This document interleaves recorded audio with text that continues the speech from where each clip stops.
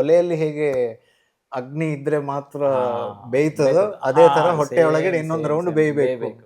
ಪ್ರತಿಯೊಂದು ಮನೆಯಲ್ಲಿ ನಾನು ಹೇಳೋದು ಸ್ವಲ್ಪ ಆದ್ರೂ ಒಂದು ಆಯುರ್ವೇದದ ಒಂದು ಗಿಡಮೂಲಿಕೆ ಇರಬೇಕು.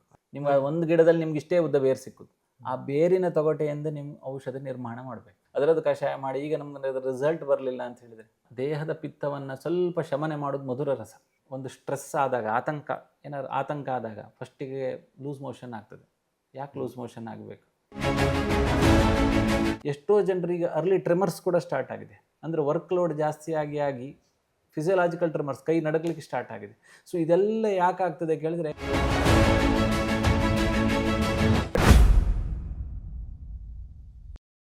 ವಾಸ್ತವಿಕವಾಗಿ ಆಯುರ್ವೇದ ಸ್ಲೋ ಅಲ್ಲ. ಈ ವಿಷಯ ನೀವು ಭಾರಿ ಒಳ್ಳೇದಾಯ್ತು, ನಂಗೆ ಹೇಳಿ ಅದ್ರ ಬಗ್ಗೆ. ಅಂತ ಹೇಳಿದ್ರೆ ಏನು ಅಂದ್ರೆ ಇದ್ರ ಬಗ್ಗೆ ನಿಮ್ಮ ಅಭಿಪ್ರಾಯ ಹೇಳಿ, ಮತ್ತೆ ಅದರ ರಿಯಾಲಿಟಿ ಹೇಳಿ. ಅಂತ ಹೇಳಿದ್ರೆ ನಾನೊಂದು ಚಿಕ್ಕ ಉದಾಹರಣೆ ಕೊಡ್ತೇನೆ. ಈಗ ಒಂದು ಬಲಾರಿಷ್ಟ ಅಂತ ಹೇಳಿ ಒಂದು ಔಷಧಿ ಇದೆ. ಸಾಮಾನ್ಯ ಎಲ್ರಿಗೂ ಗೊತ್ತಿದೆ. ಎಲ್ಲರೂ ನಿಶಕ್ತಿ ಆದ್ರೆ ಹೋಗಿ ಒಂದು ಬಲಾರಿಷ್ಟ ತಗೊಳ್ತಾರೆ. ಒಂದು 20 ವರ್ಷದ ಹಿಂದಿನ ಬಲಾರಿಷ್ಟಕ್ಕೂ ಈಗ ಸಿಕ್ಕುವ ಬಲಾರಿಷ್ಟಕ್ಕೂ ತುಂಬ ವ್ಯತ್ಯಾಸ ಇದೆ. ಹೇಗಂತ ಹೇಳ್ತೇನೆ ನಿಮಗೆ. ಈ ಉದಾಹರಣೆಗೆ ಬಲಾಮೂಲ ಅಂತ, ಇಲ್ಲ ರೋಡ್ ಸೈಡ್ ಪ್ಲ್ಯಾಂಟ್, ಅದು ಸಿಡಾ ಕಾರ್ಡಿಫೋಲಿಯಾ ಅಂತ ಹೇಳ್ತಾರೆ. ಅದೊಂದು ರೋಡ್ ಸೈಡ್ ಪ್ಲ್ಯಾಂಟ್. ಆಯುರ್ವೇದ ಏನು ಹೇಳ್ತದೆ ಅಂತ ಹೇಳಿದರೆ, ಆ ಬಲಾಮೂಲವನ್ನು ತರಬೇಕು, ಆ ಬಲ ಗಿಡವನ್ನು ತಗೊಳ್ಬೇಕು. ಯಾವಾಗ ತಗೊಳ್ಬೇಕಂತ ಹೇಳಿದರೆ ಬೇಸಿಗೆಗಾಲದಲ್ಲಿ ತಗೊಳ್ಬೇಕು. ಯಾಕಂತ ಹೇಳಿ ಬೇಸಿಗೆಗಾಲದಲ್ಲಿ ನೆಲ ಎಲ್ಲ ಒಣಗಿರ್ತದೆ. ಸೊ ಆವಾಗ ಅದನ್ನು ತೆಗಿಲಿಕ್ಕೆ ಕಷ್ಟ. ಮಳೆಗಾಲದಲ್ಲಿ ಈಸಿ ತೆಗಿಬೋದು. ಆ ಕಷ್ಟದ ಸಮಯದಲ್ಲಿ ಹೋಗಿ ಆ ಗಿಡದ ಬೇರು ತೆಗಿಬೇಕು, ಗಿಡ ತೆಗಿಬೇಕು. ಆ ಬೇರು ತೆಗೆದು ಅದನ್ನು ಕ್ಲೀನ್ ಮಾಡಿ ವಾಶ್ ಮಾಡಿ ಅದರ ತೊಗಟೆಯನ್ನು ತೆಗಿಬೇಕು. ಬೇರಿನ ತೊಗಟೆ. ನಿಮ್ಗೆ ಒಂದು ಗಿಡದಲ್ಲಿ ನಿಮ್ಗೆ ಇಷ್ಟೇ ಉದ್ದ ಬೇರು ಸಿಕ್ಕುದು, ಆ ಬೇರಿನ ತೊಗಟೆಯನ್ನು ತೆಗಿಬೇಕು. ಆ ಬೇರಿನ ತೊಗಟೆಯಿಂದ ನಿಮ್ಮ ಔಷಧ ನಿರ್ಮಾಣ ಮಾಡಬೇಕು, ಬಲಾರಿಷ್ಟವನ್ನು ಮಾಡಬೇಕು. ಅದು ಅಷ್ಟು ಕಷ್ಟ ಉಂಟು ಪ್ರೊಸೀಜರ್ ಅದು ಮಾಡೋದು ಅಂತ. ಈಗ ನಿಮಗೆ ಮಾರ್ಕೆಟಲ್ಲಿ ಅವೈಲೇಬಲ್ ಆಗುವ, ನೀವೀಗ ಬಲ ಅಂತ ಹೇಳಿ ನೀವು ಮಾರ್ಕೆಟಲ್ಲಿ ತಗೊಂಡ್ರೆ ಒಂದಿಷ್ಟು ಬರ್ತದೆ. ಅದರಲ್ಲಿ ಕಾಂಡವೂ ಇರ್ತದೆ, ಆ ಗಿಡದ ಎಲೆಯೂ ಎಲ್ಲ ಇರ್ತದೆ, ಅದರ ಇಷ್ಟುದ್ದ ಬೇರು ಇರ್ತದೆ. ಎಲ್ಲರೂ ಅದನ್ನು ಗುದ್ದಿ ಕಷಾಯ ಮಾಡಿ ಮಾಡ್ತಾರೆ. ನೀವು ಅದರಲ್ಲಿ ಎಷ್ಟು ರಿಸಲ್ಟ್ ನೀವು ಎಕ್ಸ್ಪೆಕ್ಟ್ ಮಾಡ್ತೀರಿ? ಹಾಗಾಗಿ ಆಯುರ್ವೇದ ಎಲ್ಲಿ ಎಷ್ಟು ಸ್ಲೋ ಆಯಿತು. ಆ ಸೀಸನ್ನಲ್ಲಿ ತೆಗೆಯುವುದಿಲ್ಲ. ಅಂದರೆ ಯಾವ ಸೀಸನ್ನಲ್ಲಿ ತೆಗಿಬೇಕು ಆ ಸೀಸನ್ನಲ್ಲಿ ತೆಗೆಯುವುದಿಲ್ಲ. ಯಾವ ಭಾಗವನ್ನು ಹಾಕಬೇಕು ಆ ಭಾಗ ಹಾಕುವುದಿಲ್ಲ. ಯಾವ ಭಾಗದ ತೊಗಟೆ ಮಾತ್ರ ಹಾಕಬೇಕು ಅದನ್ನು ಹಾಕುವುದಲ್ಲಿ ಬಿಟ್ಟು ಇಡೀ ಗಿಡವನ್ನೇ ಹಾಕಿಬಿಡ್ತೇವೆ. ಅದರಲ್ಲಿ ಔಷಧಾಂಶ ಇರುವುದೇ ಆ ಬೇರಿನ ತೊಗಟೆಯಲ್ಲಿ ಅದರ ಔಷಧಾಂಶ ಇರುವಂಥದ್ದು. ನಾವು ಅದನ್ನು ಬಿಟ್ಟುಕೊಂಡು ಇಡೀ ಗಿಡ ಹಾಕಿ ಅದರದ್ದು ಕಷಾಯ ಮಾಡಿ ಈಗ ನಮ್ಗೆ ಅದರ ರಿಸಲ್ಟ್ ಬರಲಿಲ್ಲ ಅಂತ ಹೇಳಿದರೆ ನಿಮ್ಮ ಪ್ರಕಾರ ಒಂಥರ ಕಲಬೆರಕೆಯ ಹಾಗೆ. ಅದರಲ್ಲಿ ನಾವೀಗ ಮೈಲೇಜ್ ಎಕ್ಸ್ಪೆಕ್ಟ್. ಈಗ ಉದಾಹರಣೆ ನಾನು ನಮ್ಮ ಕ್ಲಿನಿಕಲ್ಲಿ ಮಾಡ್ತೇವೆ, ಬಲಾರಿಷ್ಟ ಮಾಡ್ತೇವೆ. ನಾವು ಮಾಡಿದರೆ ನಾವು ಮಾರ್ಕೆಟ್ ಸ್ಯಾಂಪಲ್ ತಂದರೆ ನಾವೊಂದು 40 kg ಬೇರು ತೊಗೊಂಡು ಬಂದರೆ ನಂಗೆ ಸಿಕ್ಕೋದು ಬರೀ 10 kg ಬೇರು. ನಾವು ನಮ್ಗೆ ಅದು ಕಾಂಡ ಎಲ್ಲ ಹಾಕ್ಲಿಕ್ಕೆ ನಮ್ಮ ಮನಸ್ಸಾಗೋದಿಲ್ಲ. ನಾವು ಅದನ್ನೆಲ್ಲ ತೆಗೆದು ಎಷ್ಟು ವೇಸ್ಟೇಜ್ ಆಗ್ತದೆ. ಅರ್ಧ ಸುಮಾರು ನಮ್ಗೆ 40 kg, ನಮಗೊಂದು 10 kg ಮಾತ್ರ ಬಲ ಮೂಲ ಸಿಗ್ತದೆ. ಹಾಗಾಗಿ ಅದರದ್ದು ನಾವು ಈಗ ಮಾಡಿ ಬರ್ತದೆ. ಇದ್ದದ್ರಲ್ಲಿ ಸ್ವಲ್ಪ ಬೆಟರ್ ರಿಸಲ್ಟ್ ಅನ್ನು ಮಾರ್ಕೆಟ್ ಸ್ಯಾಂಪಲ್ಗಿಂತ ನಮ್ಮದು ಸ್ವಲ್ಪ ಬೆಟರ್ ಇರ್ತದೆ ಅಂತ ಹೇಳಿ ಆಗ್ತದೆ. ಹಾಗೆ ಮತ್ತು ಆಯುರ್ವೇದ ಡಾಕ್ಟರ್ ಹತ್ರ ಹೋದರೆ ಔಷಧ ಇದೆಲ್ಲ ಕಾಸ್ಟ್ಲಿ ಆಗ್ತದೆ. ಪ್ರತಿಯೊಂದು ಈಗ ಎಕ್ಸಾಂಪಲ್ ನೀವೀಗ ಅಶ್ವಗಂಧ ಅಂತ ಹೇಳಿ ತಗೊಂಡ್ರೆ ಅದರಲ್ಲಿ ಅರಾರೋಟ್ ಮಿಕ್ಸ್ ಇರ್ತದೆ. ನೀವು ಕಾಳುಮೆಣಸು ತಗೊಂಡ್ರೆ ಅಲ್ಲಿ ಪಪ್ಪಾಯ ಬೀಜ ಮಿಕ್ಸ್ ಇರ್ತದೆ. ಸೊ ನೀವು ನೀವು ಆ ದ್ರವ್ಯ ಶುದ್ಧಿಯೊಳಗೆ ನೀವು ಅರ್ಧ ಹೋಗಿಬಿಡ್ತದೆ. ಹಾಗಾಗಿ ಆಯುರ್ವೇದದ ರಿಸಲ್ಟ್ ಅನ್ನುವಂಥದ್ದು ಸ್ಲೋ ಆಗ್ತದೆ ಬರ್ತದೆ ಹೊರತು ವಾಸ್ತವಿಕವಾಗಿ ಆಯುರ್ವೇದದ ರಿಸಲ್ಟ್ ಸ್ಲೋ ಇಲ್ಲ. ಕರೆಕ್ಟ್. ಇದಕ್ಕೆ ಸೊಲ್ಯೂಷನ್ ಏನು? ದ್ರವ್ಯ ಶುದ್ಧಿ ಆದಷ್ಟು ನಮ್ಗಾದಷ್ಟು ಮಾಡಬೇಕು ಹೊರತು ಮತ್ತು ಬೆಳೆಸ್ಬೇಕು.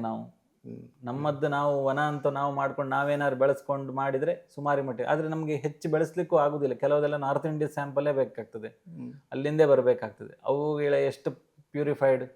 ಅದಕ್ಕೇನಾದರೂ ಸಂಘಟಿತ ವ್ಯವಸ್ಥೆ ಪ್ರಯತ್ನಗಳು ಆಗಿದೆಯಾ? ಆಗ್ತಾ ಉಂಟು, ಆಗಬೇಕಾಗಿದೆಯಾ? ಆಗ್ತಾ ಉಂಟು, ಇನ್ನೂ ಆಗಬೇಕು. ಹಾಗೆ ಆಗಿದ್ದು ಸಾಕಾಗೋದಿಲ್ಲ. ಹಾಗೆ ಅಲ್ಲ, ಅಂದ್ರೆ ಅದು ಒಂದು ರೀತಿಲಿ ಆ ಪ್ರಯತ್ನ ನಡೆದ್ರೇನೆ ಐ ಥಿಂಕ್ ಅದ್ರ ಮೇಲೆ ಜಾಸ್ತಿ ಒಲವು ಬರೋ ಸಾಧ್ಯತೆ ಇದೆ, ಬರ್ತದೆ. ಮತ್ತೆ ಜನರಲ್ಲಿ ಅವೇರ್ನೆಸ್ ಕ್ರಿಯೇಟ್ ಮಾಡಬೇಕು. ಪ್ರತಿಯೊಂದು ಮನೆಯಲ್ಲಿ ನಾನು ಹೇಳೋದು ಸ್ವಲ್ಪ ಆದ್ರೂ ಒಂದು ಆಯುರ್ವೇದದ ಒಂದು ಗಿಡಮೂಲಿಕೆ ಇರಬೇಕು. ಐ ಥಿಂಕ್ ಕೋವಿಡ್ ಸಮಯದಲ್ಲಿ ಸ್ವಲ್ಪ ಬಂತು. ಆವಾಗ ಸ್ವಲ್ಪ ಅವೇರ್ನೆಸ್, ಜನರ ಮೆಮರಿ ಸ್ವಲ್ಪ ಶಾರ್ಟ್. ಈಗ ಮತ್ತೆ ಮರ್ತೋಗಿದೆ. ಆದರೆ ಸ್ವಲ್ಪ ಆದರೂ ಬೆಳೆಸ್ಬೇಕು. ಉದಾಹರಣೆಗೆ ಅಮೃತ ಬಳ್ಳಿ, ಎಲ್ಲರ ಮನೇಲಿ ಅಮೃತ ಬಳ್ಳಿ ಇರಬೇಕು. ಒಂದೆಲಗದ ಸೊಪ್ಪು, ತಂಬಳಿ ಮಾಡುವಂಥದ್ದು, ಅದನ್ನೆಲ್ಲ ಪ್ರತಿಯೊಂದು ಮನೇಲಿ ಮಾಡಬೇಕು. ಈಗ ತಂಬಳಿ ಅನ್ನೋ ಕಾನ್ಸೆಪ್ಟೇ ಇಲ್ಲ. ಈಗ ನೀವೀಗ ಎಲ್ಲೇ ಒಂದು ವಿಶೇಷಕ್ಕೆ ಊಟಕ್ಕೆ ಹೋದರೂ ಸಹ ಮೊದಲೊಂದು ತಂಬಳಿ ಅಂತ ಹಾಕ್ತಾರೆ ನೋಡಿ ನಮ್ಮ ಈ ಬೆಲ್ಟಲ್ಲಿ. ಅದು ವೆರಿ ಇಂಪಾರ್ಟೆಂಟ್. ಹಸಿ ಔಷಧ ಮಜ್ಜಿಗೆಯೊಟ್ಟಿಗೆ ಮಿಶ್ರಣ ಮಾಡಿ ಮೊದಲು ತಗೊಳ್ಳುವಂಥದ್ದು. ನೀವು ಆಹಾರದಲ್ಲಿ ಅನ್ನ ಸಾರು ಸಾಂಬಾರೆಲ್ಲ ಬರೋಕ್ಕಿಂತ ಮುಂಚೆ ಮೊದಲು ತಂಬಳಿ ಹಾಕ್ತಾರೆ. ಅದನ್ನು ಮೊದಲು ಹೊಟ್ಟೆಗೆ ಕೊಡೋ ಮೊದಲು ಫಸ್ಟ್ ಮೆಡಿಸಿನ್ ಅದು ಶುಂಠಿ ತಂಬಳಿ ಇರ್ಬೋದು, ಒಂದೆಲಗದ ಸೊಪ್ಪಿನ ತಂಬಳಿ ಇರ್ಬೋದು, ಅಥವಾ ನಿಮ್ಮ ಇಲಿಕಿವಿ ಸೊಪ್ಪು ಅಂತ ಬರ್ತದೆ, ಸೊ ಅದರದ್ದು ತಂಬಳಿ ಅಂತ ಮಾಡ್ತಾರೆ. ಆ ತಂಬಳಿ ತಿನ್ನೋದ್ರಿಂದ ಫಸ್ಟ್ ನಮಗಾಗುವಂಥದ್ದು ಹೇಳಿದ್ರೆ ಅದೊಂದು ಎಂಟಾಸಿಡ್, ನಿಮ್ಮ ಹೈಪರ್ ಎಸಿಡಿಟಿಯನ್ನು ಫಸ್ಟ್ ಅದನ್ನು ಕಮ್ಮಿ ಮಾಡ್ತದೆ ಮಜ್ಜಿಗೆಯನ್ನು. ಈ ನಿಮ್ಮ ಊಟದಲ್ಲಿ ಹಾಕ್ತೇವಲ್ಲ ಮಜ್ಜಿಗೆ ಯೂಶಲಿ ಕೊನೆಯಲ್ಲಿ ಸ್ವೀಕಾರ ಮಜ್ಜಿಗೆ 2 ಹೊತ್ತು ಬೇಕು. ಅದೇನಂತ ಹೇಳಿದ್ರೆ ಆಹಾರ ವಿಧದಲ್ಲಿ ಹೇಗಂತ ಹೇಳಿದ್ರೆ ಆ ಪಿತ್ತ ಜಾಸ್ತಿ ಇರ್ತದಲ್ಲ ಅದನ್ನು ಫಸ್ಟ್ ಸಬ್ಸೈಡ್ ಮಾಡಲಿಕ್ಕೆ ಸ್ವಲ್ಪ ಔಷಧದೊಟ್ಟಿಗೆ ಮಜ್ಜಿಗೆ ಅಂತ ಹೇಳಿ ನಾನೀಗ ಹೇಳಿದೆ. ಶುಂಠಿ ಒಟ್ಟಿಗೆ ಮಜ್ಜಿಗೆ, ಅಥವಾ ನಿಮ್ಮ ಇದರೊಟ್ಟಿಗೆ ಯಾವುದು ಈ ಬ್ರಾಹ್ಮಿ ಒಂದೆಲಗದ ಸೊಪ್ಪು ಅಂತ ಅದರ ತಂಬಳಿ ಒಟ್ಟಿಗೆ ಫಸ್ಟಿಗೆ ಊಟ ಮಾಡಿ, ನಂತರ ನೀವು ಬೇಕಾದ್ದನ್ನೆಲ್ಲ ತಿಂದು ಕೊನೆಗೆ ಮತ್ತೆ ಪುನಃ ಮಜ್ಜಿಗೆಯನ್ನು ಕಷಾಯ ರಸ ಹಾಗೆ ಹೋಗೋದ್ರಿಂದ ನಮ್ಮ ಜೀರ್ಣಶಕ್ತಿ ಚೆನ್ನಾಗಿ ಆಗ್ತದೆ. ಮತ್ತೆ ಅಲ್ಲಿ ಹಾಕುವ ಪದಾರ್ಥಗಳಿರ್ಬೋದು, ಉದಾಹರಣೆಗೆ ನಿಮಗೆ ಕೂಸುಂಬರಿ ಎಲ್ಲ ಹಾಕ್ತಾರೆ, ಎಲ್ಲ ಎಷ್ಟು ಹಾಕ್ತಾರೆ, ಇಷ್ಟಿಷ್ಟೇ ಹಾಕ್ತಾರೆ. ಪಲ್ಯ ಎಷ್ಟು ಹಾಕ್ತಾರೆ, ಸ್ವಲ್ಪ ಜಾಸ್ತಿ ಹಾಕ್ತಾರೆ. ಅದೆಲ್ಲ ಪದ್ಧತಿ ಹಾಗೆ. ಪಲ್ಯ ತರಕಾರಿ ಪಲ್ಯ ಅದನ್ನು ನಾವು ಜಾಸ್ತಿ ತಿನ್ನಬೇಕು, ಕೂಸುಂಬರಿಯಲ್ಲಿ ಹೆಚ್ಚು ತಿನ್ನಬಾರ್ದು. ಈಗಿನ ವೆಸ್ಟರ್ನ್ ಕಲ್ಚರ್ ಎಲ್ಲ ಸಲಾಡಲ್ಲಿ ಇಷ್ಟಿಷ್ಟು ಮಾಡಿ ತಿಂತಾರೆ. ಯಾಕಾಗ್ತದೆ ಅಷ್ಟು ತಿಂದರೆ? ಆಗೋದಿಲ್ಲ. ಏನಕ್ಕೆ? ಅದು ಯೂರಿಕ್ ಆಸಿಡ್ ಲೆವೆಲ್ ಜಾಸ್ತಿ ಆಗ್ತದೆ, ಹೈಪರ್ ಯೂರಿಸೇಮಿಯಾ ಅಂತ ಹೇಳ್ತೇವೆ. ಯಾವ ಥರ ಅಂದರೆ ನನಗೆ ಅರ್ಥ ಆಗೋದಿಲ್ಲ ಅಂತ ಹೇಳಿದರೆ ದೇಹದಲ್ಲಿ ಯೂರಿಕ್ ಆಸಿಡ್ ಅಂಶ ಅಂತ ಹೇಳಿ ಇರ್ತದೆ. ಆ ಯೂರಿಕ್ ಆಸಿಡ್ ಅಂಶ ದೇಹದಲ್ಲಿ ಜಾಸ್ತಿ ಆದರೆ ನಮ್ಗೆ ಗಂಟು ನೋವು ಇತ್ಯಾದಿಗಳೆಲ್ಲ ಬರ್ತವೆ. ಅಲ್ಲ, ಅದು ಹೇಗೆ ಇದರಿಂದ ಜಾಸ್ತಿ ಆಗೋದಂದ್ರೆ ಯಾವ ಥರ ಅಂತ ಹೇಳಿದರೆ ಅದರಲ್ಲಿರೋ ಪ್ರೋಟೀನ್ ಇರ್ತದಲ್ವಾ, ಅದು ಸ್ವಲ್ಪ ರಿಚ್, ಅದು ಜಾಸ್ತಿ ಆಗ್ತದೆ. ಆ ಪ್ರಮಾಣದಲ್ಲಿ ತಿನ್ನೋದು ಜಾಸ್ತಿ ಆಗ್ತದೆ. ನಮಗೆ ಪ್ರೋಟೀನ್ ಬೇಕು ಹಸಿ ರೂಪದಲ್ಲಿ. ಈ ಕೂಸುಂಬರಿ ಅದೆಲ್ಲ ಹಸಿ ಅಲ್ವಾ, ಸೊ ಹಸಿ ಸಲಾಡ್ ಅದೆಲ್ಲ ಏನಿದ್ರು ಅದು ಸ್ವಲ್ಪ ರುಚಿಗೆ ತಕ್ಕಷ್ಟೇ ತಿನ್ನಬೇಕು. ಅದ್ರ ಜಾಸ್ತಿ ಅಗತ್ಯ ಇದೆ, ಅದ್ರ ಹೆಚ್ಚು ಪ್ರಮಾಣದಲ್ಲಿ ತಗೊಳ್ಬಾರ್ದು ಅಷ್ಟೇ. ಪ್ರೋಟೀನ್ ಬೇಕು ನಮಗೆ, ಹೆಸರು ಬೇಳೆದ ಪ್ರೋಟೀನ್ ಎಲ್ಲ ಬೇಕು, ಸ್ವಲ್ಪ ಹಸಿ ರೂಪದಲ್ಲಿ ಅಷ್ಟೇ ಬೇಕು. ನಂತರ ನೀವು ಅದೇ ಹೆಸರು ಬೇಳೆಯನ್ನು ಬೇಯಿಸಿ ಅದರದ್ದು ನೀವೇನಾದರೂ ಪ್ರಿಪರೇಷನ್ ಎಲ್ಲ ಮಾಡಿದರೆ ಪಾಯಸ ಮಾಡಿ ತಿಂದರು ಅದನ್ನು ಆಗ್ತದೆ. ಹಾಗೆ ಜಾಸ್ತಿ ತಗೊಳ್ಳು. ಮತ್ತೆ ಶುರುವಿನಲ್ಲಿ ನಮಗೆ ಪಾಯಸ ಬಡಿಸ್ತಾರಲ್ಲ ಒಂದು ತುದಿಯಲ್ಲಿ, ನೀವು ಹೇಳ್ತಾ ನಂಗೆ ಅದು ನೆನಪಾಯ್ತು. ಅದೇನಂತ ಹೇಳಿದ್ರೆ ಮೊದಲು ನಾವು ಮಧುರ ರಸ ತಗೊಳ್ಬೇಕಂತ. ಮೊದಲು ಮಧುರ ರಸ, ಹಾಗೆ ನಂತರ ಅಮ್ಲ ಲವಣ ಅಂತ ಹೇಳಿದ್ರೆ ಉಪ್ಪು ಹುಳಿ ಖಾರದ್ದು, ಆಮೇಲೆ ಲಾಸ್ಟಿಗೆ ಕಷಾಯ ರಸ ಅಂತ. ಇದು ಆಯುರ್ವೇದದಲ್ಲಿರೋ ಆಹಾರ ಪದ್ಧತಿ. ಮೊದಲು ಮಧುರ ರಸ ಅಂತ, ಅದಕ್ಕೋಸ್ಕರ ಫಸ್ಟಿಗೆ ಪಾಯಸ ಹಾಕ್ತಾರೆ. ಅದು ಕಾರಣ ಅಂತ ಹೇಳಿದರೆ ಈ ಪಿತ್ತ ಉಂಟಲ್ಲ, ದೇಹದ ಪಿತ್ತವನ್ನು ಸ್ವಲ್ಪ ಶಮನೆ ಮಾಡೋದು ಮಧುರ ರಸ. ಅಲ್ಲ, ನೀವು ಇದು ಹೇಳಿದ್ರೆ ಮಜ್ಜಿಗೆ, ಅದೇ ಹೇಳಿದ್ನಲ್ಲ, ಫಸ್ಟಿಗೆ ನಾವು ಪಾಯಸ ತಿಂತೇವಲ್ಲ, ಆದರೆ ಜಾಸ್ತಿ ಪ್ರಮಾಣ ತಿನ್ನುವ ಪ್ರಿಪರೇಷನ್ ಬರ್ತದೆ, ಅದರಲ್ಲಿ ಫಸ್ಟಿಗೆ ಮಜ್ಜಿಗೆ ಬರ್ತದೆ. ಫಸ್ಟಿಗೆ ಇಷ್ಟೇ ಪಾಯಸ ಹಾಕ್ತಾರೆ. ಅದು ಜಾಸ್ತಿ ಪಾಯಸ ಫಸ್ಟಿಗೆ ಒಂದಿಷ್ಟು ದೊಡ್ಡ ಬೌಲಲ್ಲಿ ಕೊಡೋದು, ಅದು ಅಜೀರ್ಣ. ನೀವು ಅದಷ್ಟು ಫಸ್ಟಿಗೆ ನೀವು ಹೆವಿ ಪಾಯಸ ತಿಂದ್ರೆ ನೀವು ಬೇರೆ ಆಹಾರ ತಗೊಳ್ಳಿಕ್ಕೆ ಆಗುದಿಲ್ಲ ಅಲ್ಲಿ. ಯಾಕಂತ ಹೇಳಿದ್ರೆ ಅದೇ ತೇಗು ಬರೋದು ಮಾತ್ರ ಅಲ್ಲ, ಅದು ಕಫ ಉತ್ಕ್ಲೇಶ ಆಗ್ತದೆ. ಮಧುರ ರಸ ಜಾಸ್ತಿ ತಿಂದ್ಕೊಳ್ಳೋ ಕಫ ಉತ್ಕ್ಲೇಶ ಆಗ್ತದೆ, ಅಗ್ನಿಯನ್ನು ಸಂಪೂರ್ಣ ಮಾಂದ್ಯಾಗಿ ಹೋಗ್ತದೆ. ಆ ಎಕ್ಸೆಸಿವ್ ಇರುವ ಪಿತ್ತವನ್ನು ಚೂರು ಶಮನೆ ಮಾಡಲಿಕ್ಕೆ ನಾವು ಫಸ್ಟಿಗೆ ಒಂಚೂರು ಮಧುರ ರಸ. ಅದು ಅಗ್ನಿ ಅಂತ ಹೇಳ್ತಾ ಇದ್ರಿ, ಅಂದ್ರೆ ಅಗ್ನಿ ಅಂತ ಹೇಳಿದ್ರೆ ಹಾರ್ತಾ ಇದ್ದೇನೆ, ಬಟ್ ಇರ್ಲಿ. ಅಗ್ನಿ ನಮ್ಮ ಜೀರ್ಣಶಕ್ತಿ, ನಮ್ಮ ದೇಹದ ಜಠರಾಗ್ನಿ ಅಂತ ಹೇಳ್ತಾರೆ. ಅಹಂ ವೈಶ್ವಾನರೋ ಭೂತ್ವಾನ್ ಕೃಷ್ಣ ಏನು ಹೇಳ್ತಾರೆ, ಪ್ರಾಣಿನಾಂ ದೇಹಮಾಶ್ರಿತ ಅಂತ. ಅದೇ ಜಠರಾಗ್ನಿ ನಮ್ಮಲ್ಲಿ ಇರುವಂತಹದ್ದು. ಹಾಗೆ ನಮ್ಮಲ್ಲಿ ಆಯುರ್ವೇದ 13 ಥರದ ಅಗ್ನಿ ಇದೆ ಅಂತ ಹೇಳ್ತಾರೆ. 13 ಥರದ ಅಗ್ನಿ ಅಂತ ಹೇಳಿದ್ರೆ ದೇಹದಲ್ಲಿ ಸಪ್ತ ಧಾತುಗಳಂತಿದ್ದಾವೆ, 7 ಧಾತುಗಳು ಅಂತ. ಅಂದರೆ ರಸಧಾತು, ರಕ್ತಧಾತು, ಹೀಗೆ 7 ಧಾತುಗಳು ಇದ್ದಾವೆ. ಆ ಪ್ರತಿಯೊಂದು ಧಾತುವಿನಲ್ಲಿಯೂ ಒಂದೊಂದು ಅಗ್ನಿ ಇದೆ. ಅದಕ್ಕೆ ರಸ ಅಗ್ನಿ, ರಕ್ತಾಗ್ನಿ, ಮಾಂಸಾಗ್ನಿ ಹೀಗೆ ಬರ್ತದೆ. ಆಮೇಲೆ ದೇಹದಲ್ಲಿ ಪಂಚಮಹಾಭೂತಗಳಂತಿದ್ದಾವೆ, ಪೃಥ್ವಿ ಅಪ್ ತೇಜ ವಾಯು ಆಕಾಶ. ಅದಕ್ಕೆ ಒಂದೊಂದು ಅಗ್ನಿ ಇದೆ, ಪೃಥ್ವಿ ಅಗ್ನಿ, ಅಪ್ಪಗ್ನಿ, ಹೀಗೆ ಒಂದೊಂದು ಅಗ್ನಿಗಳಿದ್ದಾವೆ. ಆಮೇಲೆ ಜಠರಾಗ್ನಿ, ಹೀಗೆ. ಇದ್ರ ಬಗ್ಗೆ ಹೇಳ್ತಾ ಇದ್ರಿ ನೀವು, ಅಂದರೆ ಆರಂಭದಲ್ಲಿ ಇರೋದನ್ನ ಅಂದ್ರೆ ಶಮನ ಮಾಡುವಂಥದ್ದು, ಅಂದ್ರೆ ಅದು ಜಾಸ್ತಿ ಆದ್ರೆ ಆಸಿಡ್ ಹೈಪರ್ ಆಸಿಡ್ ಲೆವೆಲ್ ಏನಿರ್ತದೆ ಜಾಸ್ತಿ, ಅದನ್ನ ಒಂದು ಸಲ ಶಮನ ಮಾಡ್ಲಿಕ್ಕೆ ನಮಗೆ ಇದಿರುವಂಥದ್ದು. ಅದು ಮತ್ತೆ ಆ ಥರದ ಇದನ್ನ ಜಾಸ್ತಿ ತಿಂದ್ರೆ ಅಥವಾ ಕುಡಿದ್ರೆ ಏನಾಗುತ್ತೆ? ಯಾವುದನ್ನ? ಅದನ್ನ ಈಗ ಶಮನ ಮಾಡಿರ ಮಾಂದಿ ಅಂತ ಅಂತಿದ್ರೆ ಏನದು? ಹೌದು, ಅದಕ್ಕೆ ಈಗ ನಾವು ಪಾಯಸವನ್ನ ಈಗ ಜಾಸ್ತಿ ತಗೊಂಡ್ಬಿಟ್ರೆ ಯಾಕೆ ಅದು ಹಾಗಾಗೋದು? ಅದು ಅಗ್ನಿ ಇದಾಗ್ತದೆ, ಕಫ ಉತ್ಕ್ಲೇಶ ಆಗ್ತದೆ, ದೇಹದಲ್ಲಿ ಕಫ ಫುಲ್ ತಣದು ಹೋಗುತ್ತೆ, ಜೀರ್ಣಕ್ಕೆ ಅದಕ್ಕೆ ಸಾಕಾಗೋದಿಲ್ಲ. ಜೀರ್ಣವೇ ಆಗುದಿಲ್ಲ, ನಿಂತು ಬಿಡ್ತದೆ. ಹಾಗೆ ನಮ್ಮ ಮುಂದಿನದ್ದು ಆಹಾರ ತಿಂದದ್ದು ಏನಿರ್ತದೆ ಅದು ಅದಕ್ಕೆ ಅಗ್ನಿ ಜೀರ್ಣಕ್ಕೆ ಸಾಕಾಗುದಿಲ್ಲ. ಅದಕ್ಕೋಸ್ಕರ ತಂಬಳಿ ಅನ್ನುವಂಥದ್ದು ಇಂಪಾರ್ಟೆಂಟ್. ಒಲೆಯಲ್ಲಿ ಹೇಗೆ ಅಗ್ನಿ ಇದ್ರೆ ಮಾತ್ರ ಬೇಯ್ತದೋ ಅದೇ ತರ ಹೊಟ್ಟೆ ಒಳಗಡೆ ಇನ್ನೊಂದು ರೌಂಡ್ ಬೇಯಬೇಕು ಅಂತ ಹೇಳಿದ್ರೆ ಆಯುರ್ವೇದದಲ್ಲಿ ಅಗ್ನಿ ಅಂದ್ರೆ ಬರೀ ಜಠರಾಗ್ನಿ ಅಲ್ಲ. ಇಲ್ಲಿ ತಿಂದದ್ದು ಜಠರಾಗ್ನಿಯಲ್ಲಿ ಪಚನೆ ಆದದ್ದು ಅದು ಒಂದೊಂದು ರಸಧಾತುವಿಗೆ ಕೊಡ್ತದೆ, ರಸಧಾತುವಿಗೆ ಹೋಗ್ತದೆ. ಆ ರಸಧಾತುವಿನಲ್ಲಿ ಒಂದು ಅಗ್ನಿ ಇರ್ತದೆ, ಅದು ಅದನ್ನು ಜೀರ್ಣ ಮಾಡ್ತದೆ. ಆಮೇಲೆ ಅದು ರಕ್ತಕ್ಕೆ ಹೋಗ್ತದೆ, ಆ ರಕ್ತದಲ್ಲಿ ಒಂದು ಅಗ್ನಿ ಅಂತ ಬರ್ತದೆ. ಇದೆಲ್ಲ ನಮಗೆ ಲ್ಯಾಬಲ್ಲಿ ತೋರಿಸ್ಲಿಕ್ಕೆ ಆಗುದಿಲ್ಲ, ಇದೆಲ್ಲ ಕ್ರಿಯಾತ್ಮಕವಾದದ್ದು, ಒಳಗೆ ನಡೆಯುವಂಥ ಕ್ರಿಯೆ. ಅರ್ಥ ಆಯ್ತಾ? ಸೊ ಹಾಗೆ ಇದು ಹಾಗಿದ್ರೆ ಇವತ್ತಿನ ಸೈನ್ಸಿಗೆ ಯಾವ ಥರ ಇದ್ರದ್ದು ಅಂದರೆ ತಾಳೆ ಮತ್ತು ಇದನ್ನು ಅದು ಹೇಗೆ ಕಂಡು ಹಿಡಿದ್ರು ಅಂತ ಹೇಳಿದರೆ, ಇದು ಎಂತ ಗೊತ್ತುಂಟು, ಈ ಅಗ್ನಿ ಕಾನ್ಸೆಪ್ಟ್ ಉಂಟಲ್ಲ. ಈಗ ಉದಾಹರಣೆಗೆ ಈಗ ಹೇಳೋದಾದ್ರೆ ನಾವೀಗ ಮೆಟಬಾಲಿಸಮ್ ಅಂತ ಹೇಳ್ತೇವೆ. ಅಲೋಪತಿ ನಾವು ಮಾಡರ್ನ್ ಸೈನ್ಸಲ್ಲಿ ಹೇಳ್ಬೇಕಾದ್ರೆ ಮೆಟಬಾಲಿಸಮ್ ಎಲ್ಲಿ ಆಗ್ತದೆ? ಟಿಶ್ಯೂ ಲೆವೆಲಲ್ಲಿಯೂ ಮೆಟಬಾಲಿಸಮ್ ಆಗ್ತದೆ, ದೇಹ ಅದನ್ನು ಅಣುವಿನಲ್ಲಿಯೂ ಮೆಟಬಾಲಿಸಮ್ ಆಗ್ತದೆ. ನಾವು ತಿನ್ನಂತಹ ಗ್ಲುಕೋಸ್ ಇರ್ಬೋದು, ಅದು ಮೆಟಬಾಲಿಸಮ್. ಪ್ರೋಟೀನ್ ಇರ್ಬೋದು. ಪ್ರೋಟೀನ್ಸ್ ಅಂದ್ರೆ ಏನು? ಪ್ರೋಟೀನ್ಸ್ ನಮ್ಮ ಮಾಂಸಕ್ಕೆ ಬೇಕಾಗುವಂಥ ಮೇನ್ ಬಿಲ್ಡಿಂಗ್ ಬ್ಲಾಕ್ಸೇ ಪ್ರೋಟೀನ್ಸ್ ಅಂತ ನಾವು ಕರಿತೇವೆ. ಪ್ರೋಟೀನ್ಸ್ ಅಲ್ಲಿ ಹೋಗಿ ಪ್ರೋಟೀನ್ ಮೆಟಬಾಲಿಸಮ್, ಅವರು ಅದನ್ನು ಮೆಟಬಾಲಿಸಮ್ ಅಂತೇಳಿ ಆ ಶಬ್ದದಿಂದ ಅವರು ಕೊಡಿದ್ರು. ಹಿಂದಿನವರು ಅದನ್ನು ಅಗ್ನಿ ಕಾನ್ಸೆಪ್ಟ್ ಇಂದ ಹೋಗಿ ತಗೊಂಡು ಹೋಗಿ ಅಲ್ಲ ಅಷ್ಟೇ.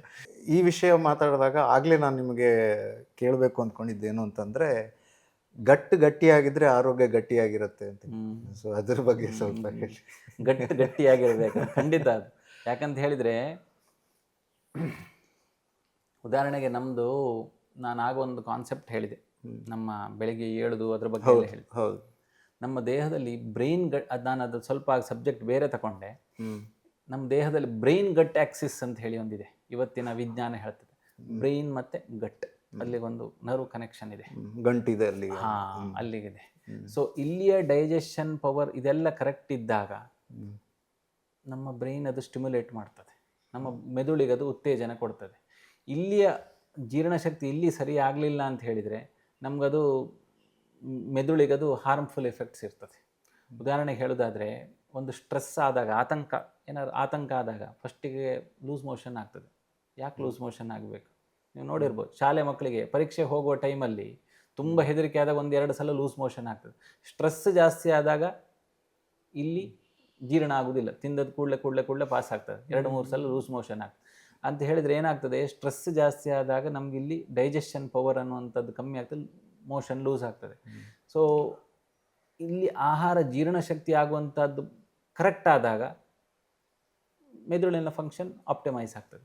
ಹಾಗೆ ಅದು ಎರಡು ಇಂಟರ್ ರಿಲೇಟೆಡ್, ಬ್ರೈನ್ ಗಟ್ ಆಕ್ಸಿಸ್ ಅಂತ ಹೇಳ್ತೇವೆ. ಈಗ ಸಾಮಾನ್ಯ ನಾವೀಗ ಆಯುರ್ವೇದದಲ್ಲಿ ಈಗ ಹೇಳಬೇಕಾದ್ರೆ, ಈ ಮೆದುಳಿನ ಯಾವುದೇ ರೋಗ ಬಂದರೂ ಸಹ ನಾವು ಆಯುರ್ವೇದದಲ್ಲಿ ಕೊಡೋದು ಬಸ್ತಿ ಚಿಕಿತ್ಸಾ ಅಂತ. ಬಸ್ತಿ ಚಿಕಿತ್ಸಾ ಅಂದರೆ ಮಲದ್ವಾರಕ್ಕೆ ನಾವು ಔಷಧಿ ಹಾಕ್ತೇವೆ.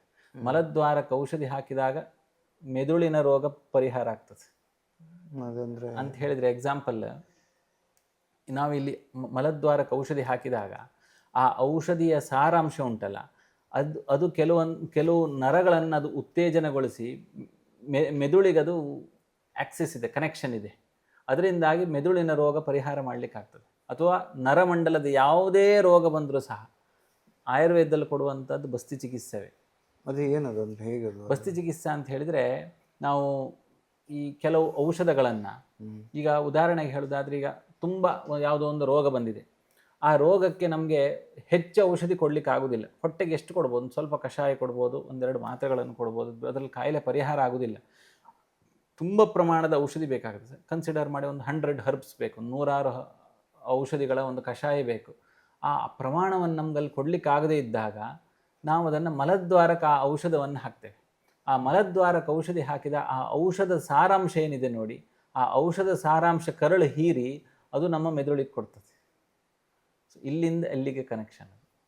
ಆ ಔಷಧ ನಮ್ಮ ಕರಳಲ್ಲಿ ಒಂದು ಸ್ವಲ್ಪ ಹೊತ್ತು ಇರ್ತದೆ, ಒಂದು 2 ನಿಮಿಷವೋ 3 ನಿಮಿಷ ಇರ್ತದೆ, ಮತ್ತದು ವಿಸರ್ಜನೆ ಆಗಿ ಹೋಗ್ತದೆ. ಆ ಅಷ್ಟು ಟೈಮಲ್ಲಿ ಅದು ಅಷ್ಟು ಕೆಲಸ ಮಾಡ್ತದೆ.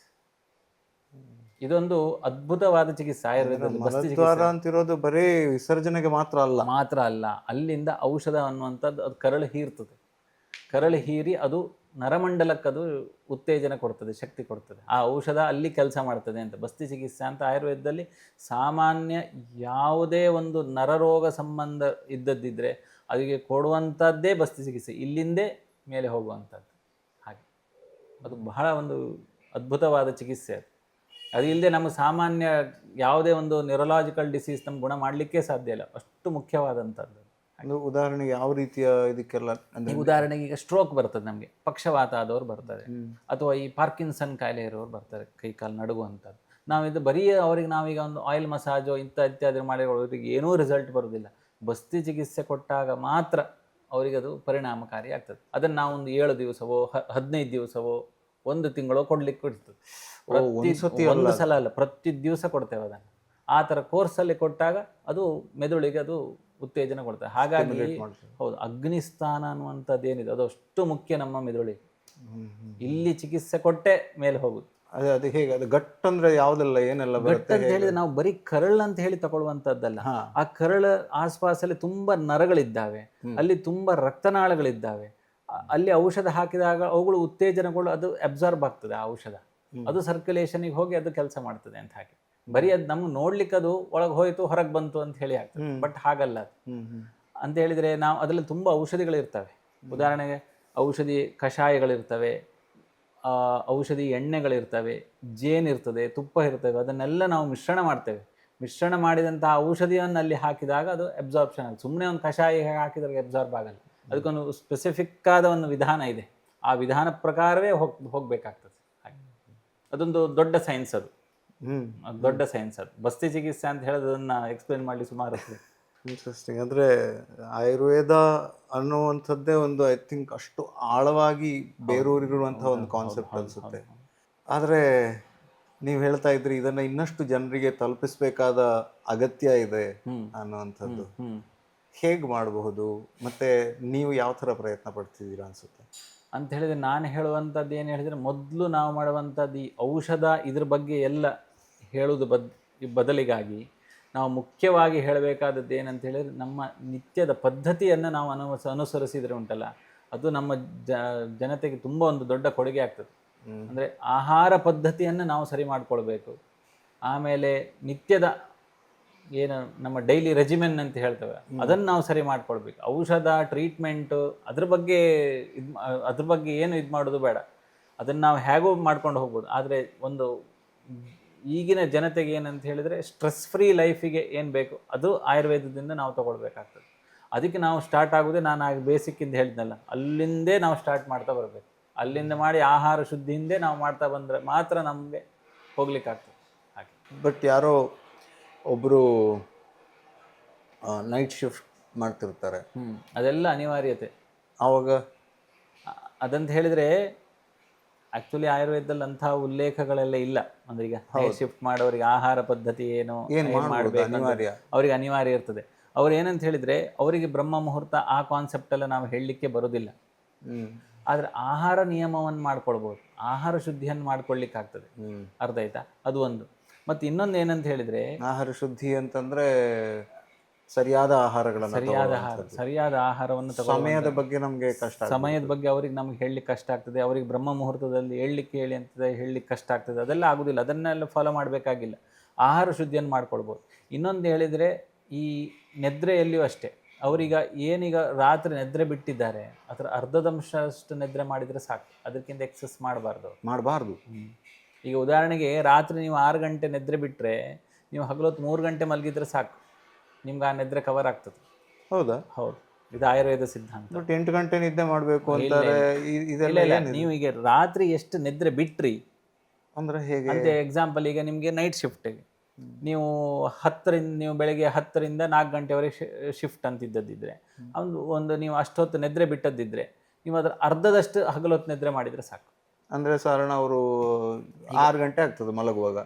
ಬೆಳಿಗ್ಗೆ ಅವ್ರು ಬೆಳಿಗ್ಗೆ ಒಂದ್ಸಲದ್ದೆಲ್ಲ ಅವರದ್ದು ಎಲ್ಲ ಮುಗಿಸ್ಕೊಂಡು ಅವರೊಂದು 3 to 4 hours ರೆಸ್ಟ್ ಮಾಡಿದರೆ ಸಾಕು.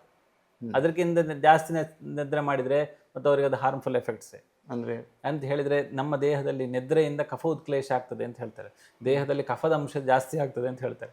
ಅದಕ್ಕಿಂತ ಪ್ರಮಾಣಕ್ಕಿಂತ ಜಾಸ್ತಿ ನಿದ್ರೆ ಮಾಡಿದರೆ ಅವ್ರಿಗೆ ಕಫ ಉತ್ಕ್ಲೇಶ ಆಗೇ ಆಗ್ತದೆ. ಸೊ ಹಾಗಿದ್ರೆ ಈಗ ಒಳ್ಳೆ ಇಂಪಾರ್ಟೆಂಟು ಮತ್ತು ತುಂಬ ಇಂಟ್ರೆಸ್ಟಿಂಗ್ ವಿಷಯ ಇದು. ಸೊ ಹಾಗಿದ್ರೆ ಒಬ್ಬರು ಅನಿವಾರ್ಯವಾಗಿ ನೈಟ್ ಶಿಫ್ಟ್ ಕೆಲಸ ಮಾಡಲೇಬೇಕಾದಂಥವ್ರು ತುಂಬ ಜನ ಇದ್ದಾರೆ, ಲಕ್ಷಾಂತರ ಜನ ಇದ್ದಾರೆ. ಸೊ ಅವ್ರಿಗೆ ಹಾಗಿದ್ರೆ ಏನು ಮಾಡಬಹುದು ಅಂತ ಏನಾದರೂ ಒಂದು ವಿಷಯಗಳು ಅವರಿಗೆ ಎಕ್ಸಾಂಪಲ್ ಅವರದ್ದೀಗ ನೈಟ್ ಶಿಫ್ಟ್ ಮುಗಿಸಿ ಅವರಿಗೆ ಮನೆಗೆ ಬಂದ ನಂತರ ಈ ಎಕ್ಸಾಂಪಲ್ ಅವರು ಒಂದು ಬೆಳಿಗ್ಗೆ ಒಂದು 6 ಗಂಟೆಗೋ ಹೀಗೆ ಬಂದದ್ದಿದ್ದರೆ ಅವ್ರದ್ದು ಅವ್ರ ದಿನದ್ದು ಏನು ರಿಚುವಲ್ಸ್ ಇದೆ ಅದನ್ನೆಲ್ಲ ಅವ್ರು ಮುಗಿಸ್ಕೊಳ್ಬೇಕು. ಬಂದ ಆಹಾರವನ್ನು ತಗೊಳ್ಬೋದು. ಬೆಳಿಗ್ಗೆ ಅವ್ರ ಆಹಾರವನ್ನು ತಗೊಂಡು ಅವ್ರು ವಿಶ್ರಾಂತಿ ಮಾಡ್ಬೋದು. ವಿಶ್ರಾಂತಿ ಎಷ್ಟು ಮಾಡ್ಬೋದು ಅಂತ ಹೇಳಿ ಅವ್ರು ಎಷ್ಟು ನಿದ್ರೆ ಬಿಟ್ಟಿದ್ದಾರೆ ಅವ್ರು ಅದ್ರ ಅರ್ಧದಷ್ಟು ನಿದ್ರೆ ಮಾಡ್ಬೋದು. ಬಟ್ ಆಹಾರ ತಗೊಂಡ್ಮೇಲೆ ಅಲ್ಲಿ ಸ್ವಲ್ಪ ಗ್ಯಾಪ್ ಕೊಡಬೇಕು. ಆಹಾರ ತಗೊಂಡು ಕೂಡಲೇ ಮಲಗಬಾರ್ದು. ಒಂದು ಅಟ್ಲೀಸ್ಟ್ ಒಂದು ಹಾಫ್ ಆನ್ ಅವರ್ ಗ್ಯಾಪ್ ಕೊಡಬೇಕು. ಗ್ಯಾಪ್ ತಗೊಂಡ ನಂತರ ಅವರು ರೆಸ್ಟ್ ತಗೊಳ್ಬೋದು. ಓಕೆ. ಅದಾದಮೇಲೆ ರಾತ್ರಿಯ ಅರ್ಧದಷ್ಟು ನಿದ್ದೆ. ಹೌದು, ರಾತ್ರಿ ಎಷ್ಟು ಅದರ ಅರ್ಧದಷ್ಟು ನಿದ್ರೆ ಮಾಡಿದರೆ ಸಾಕಾಗ್ತದೆ. ದೇಹಕ್ಕೆ ಅದು ಸಾಕಾಗ್ತದೆ ಹಗಲು ನಿದ್ರೆ ಅಂತ. ಆ್ಯಕ್ಚುಲಿ ಆಯುರ್ವೇದದಲ್ಲಿ ದಿವಾಸ್ ಸ್ವಪ್ನ ವರ್ಜ್ಯ ಅಂತ, ದಿವಾಸ್ ಸ್ವಪ್ನ ಮಾಡ್ಲಿಕ್ಕಿಲ್ಲ ಅಂತ. ಅದೇ ಅನಿವಾರ್ಯ ಸ್ಥಿತಿಯಲ್ಲಿ ಮಾಡಬೇಕಾಗ್ತದೆ, ಮಾಡ್ಬೋದು. ದಿವಾಸ್ ಸ್ವಪ್ನದಿಂದ ಕಫ ಉತ್ಕ್ಲೇಶ ಆಗ್ತದೆ ಅಂತ, ಹಾಗಾಗಿ ದಿವಾಸ್ ಸ್ವಪ್ನವೇ ವರ್ಜ್ಯ ಅಂತ ಹೇಳ್ತಾರೆ.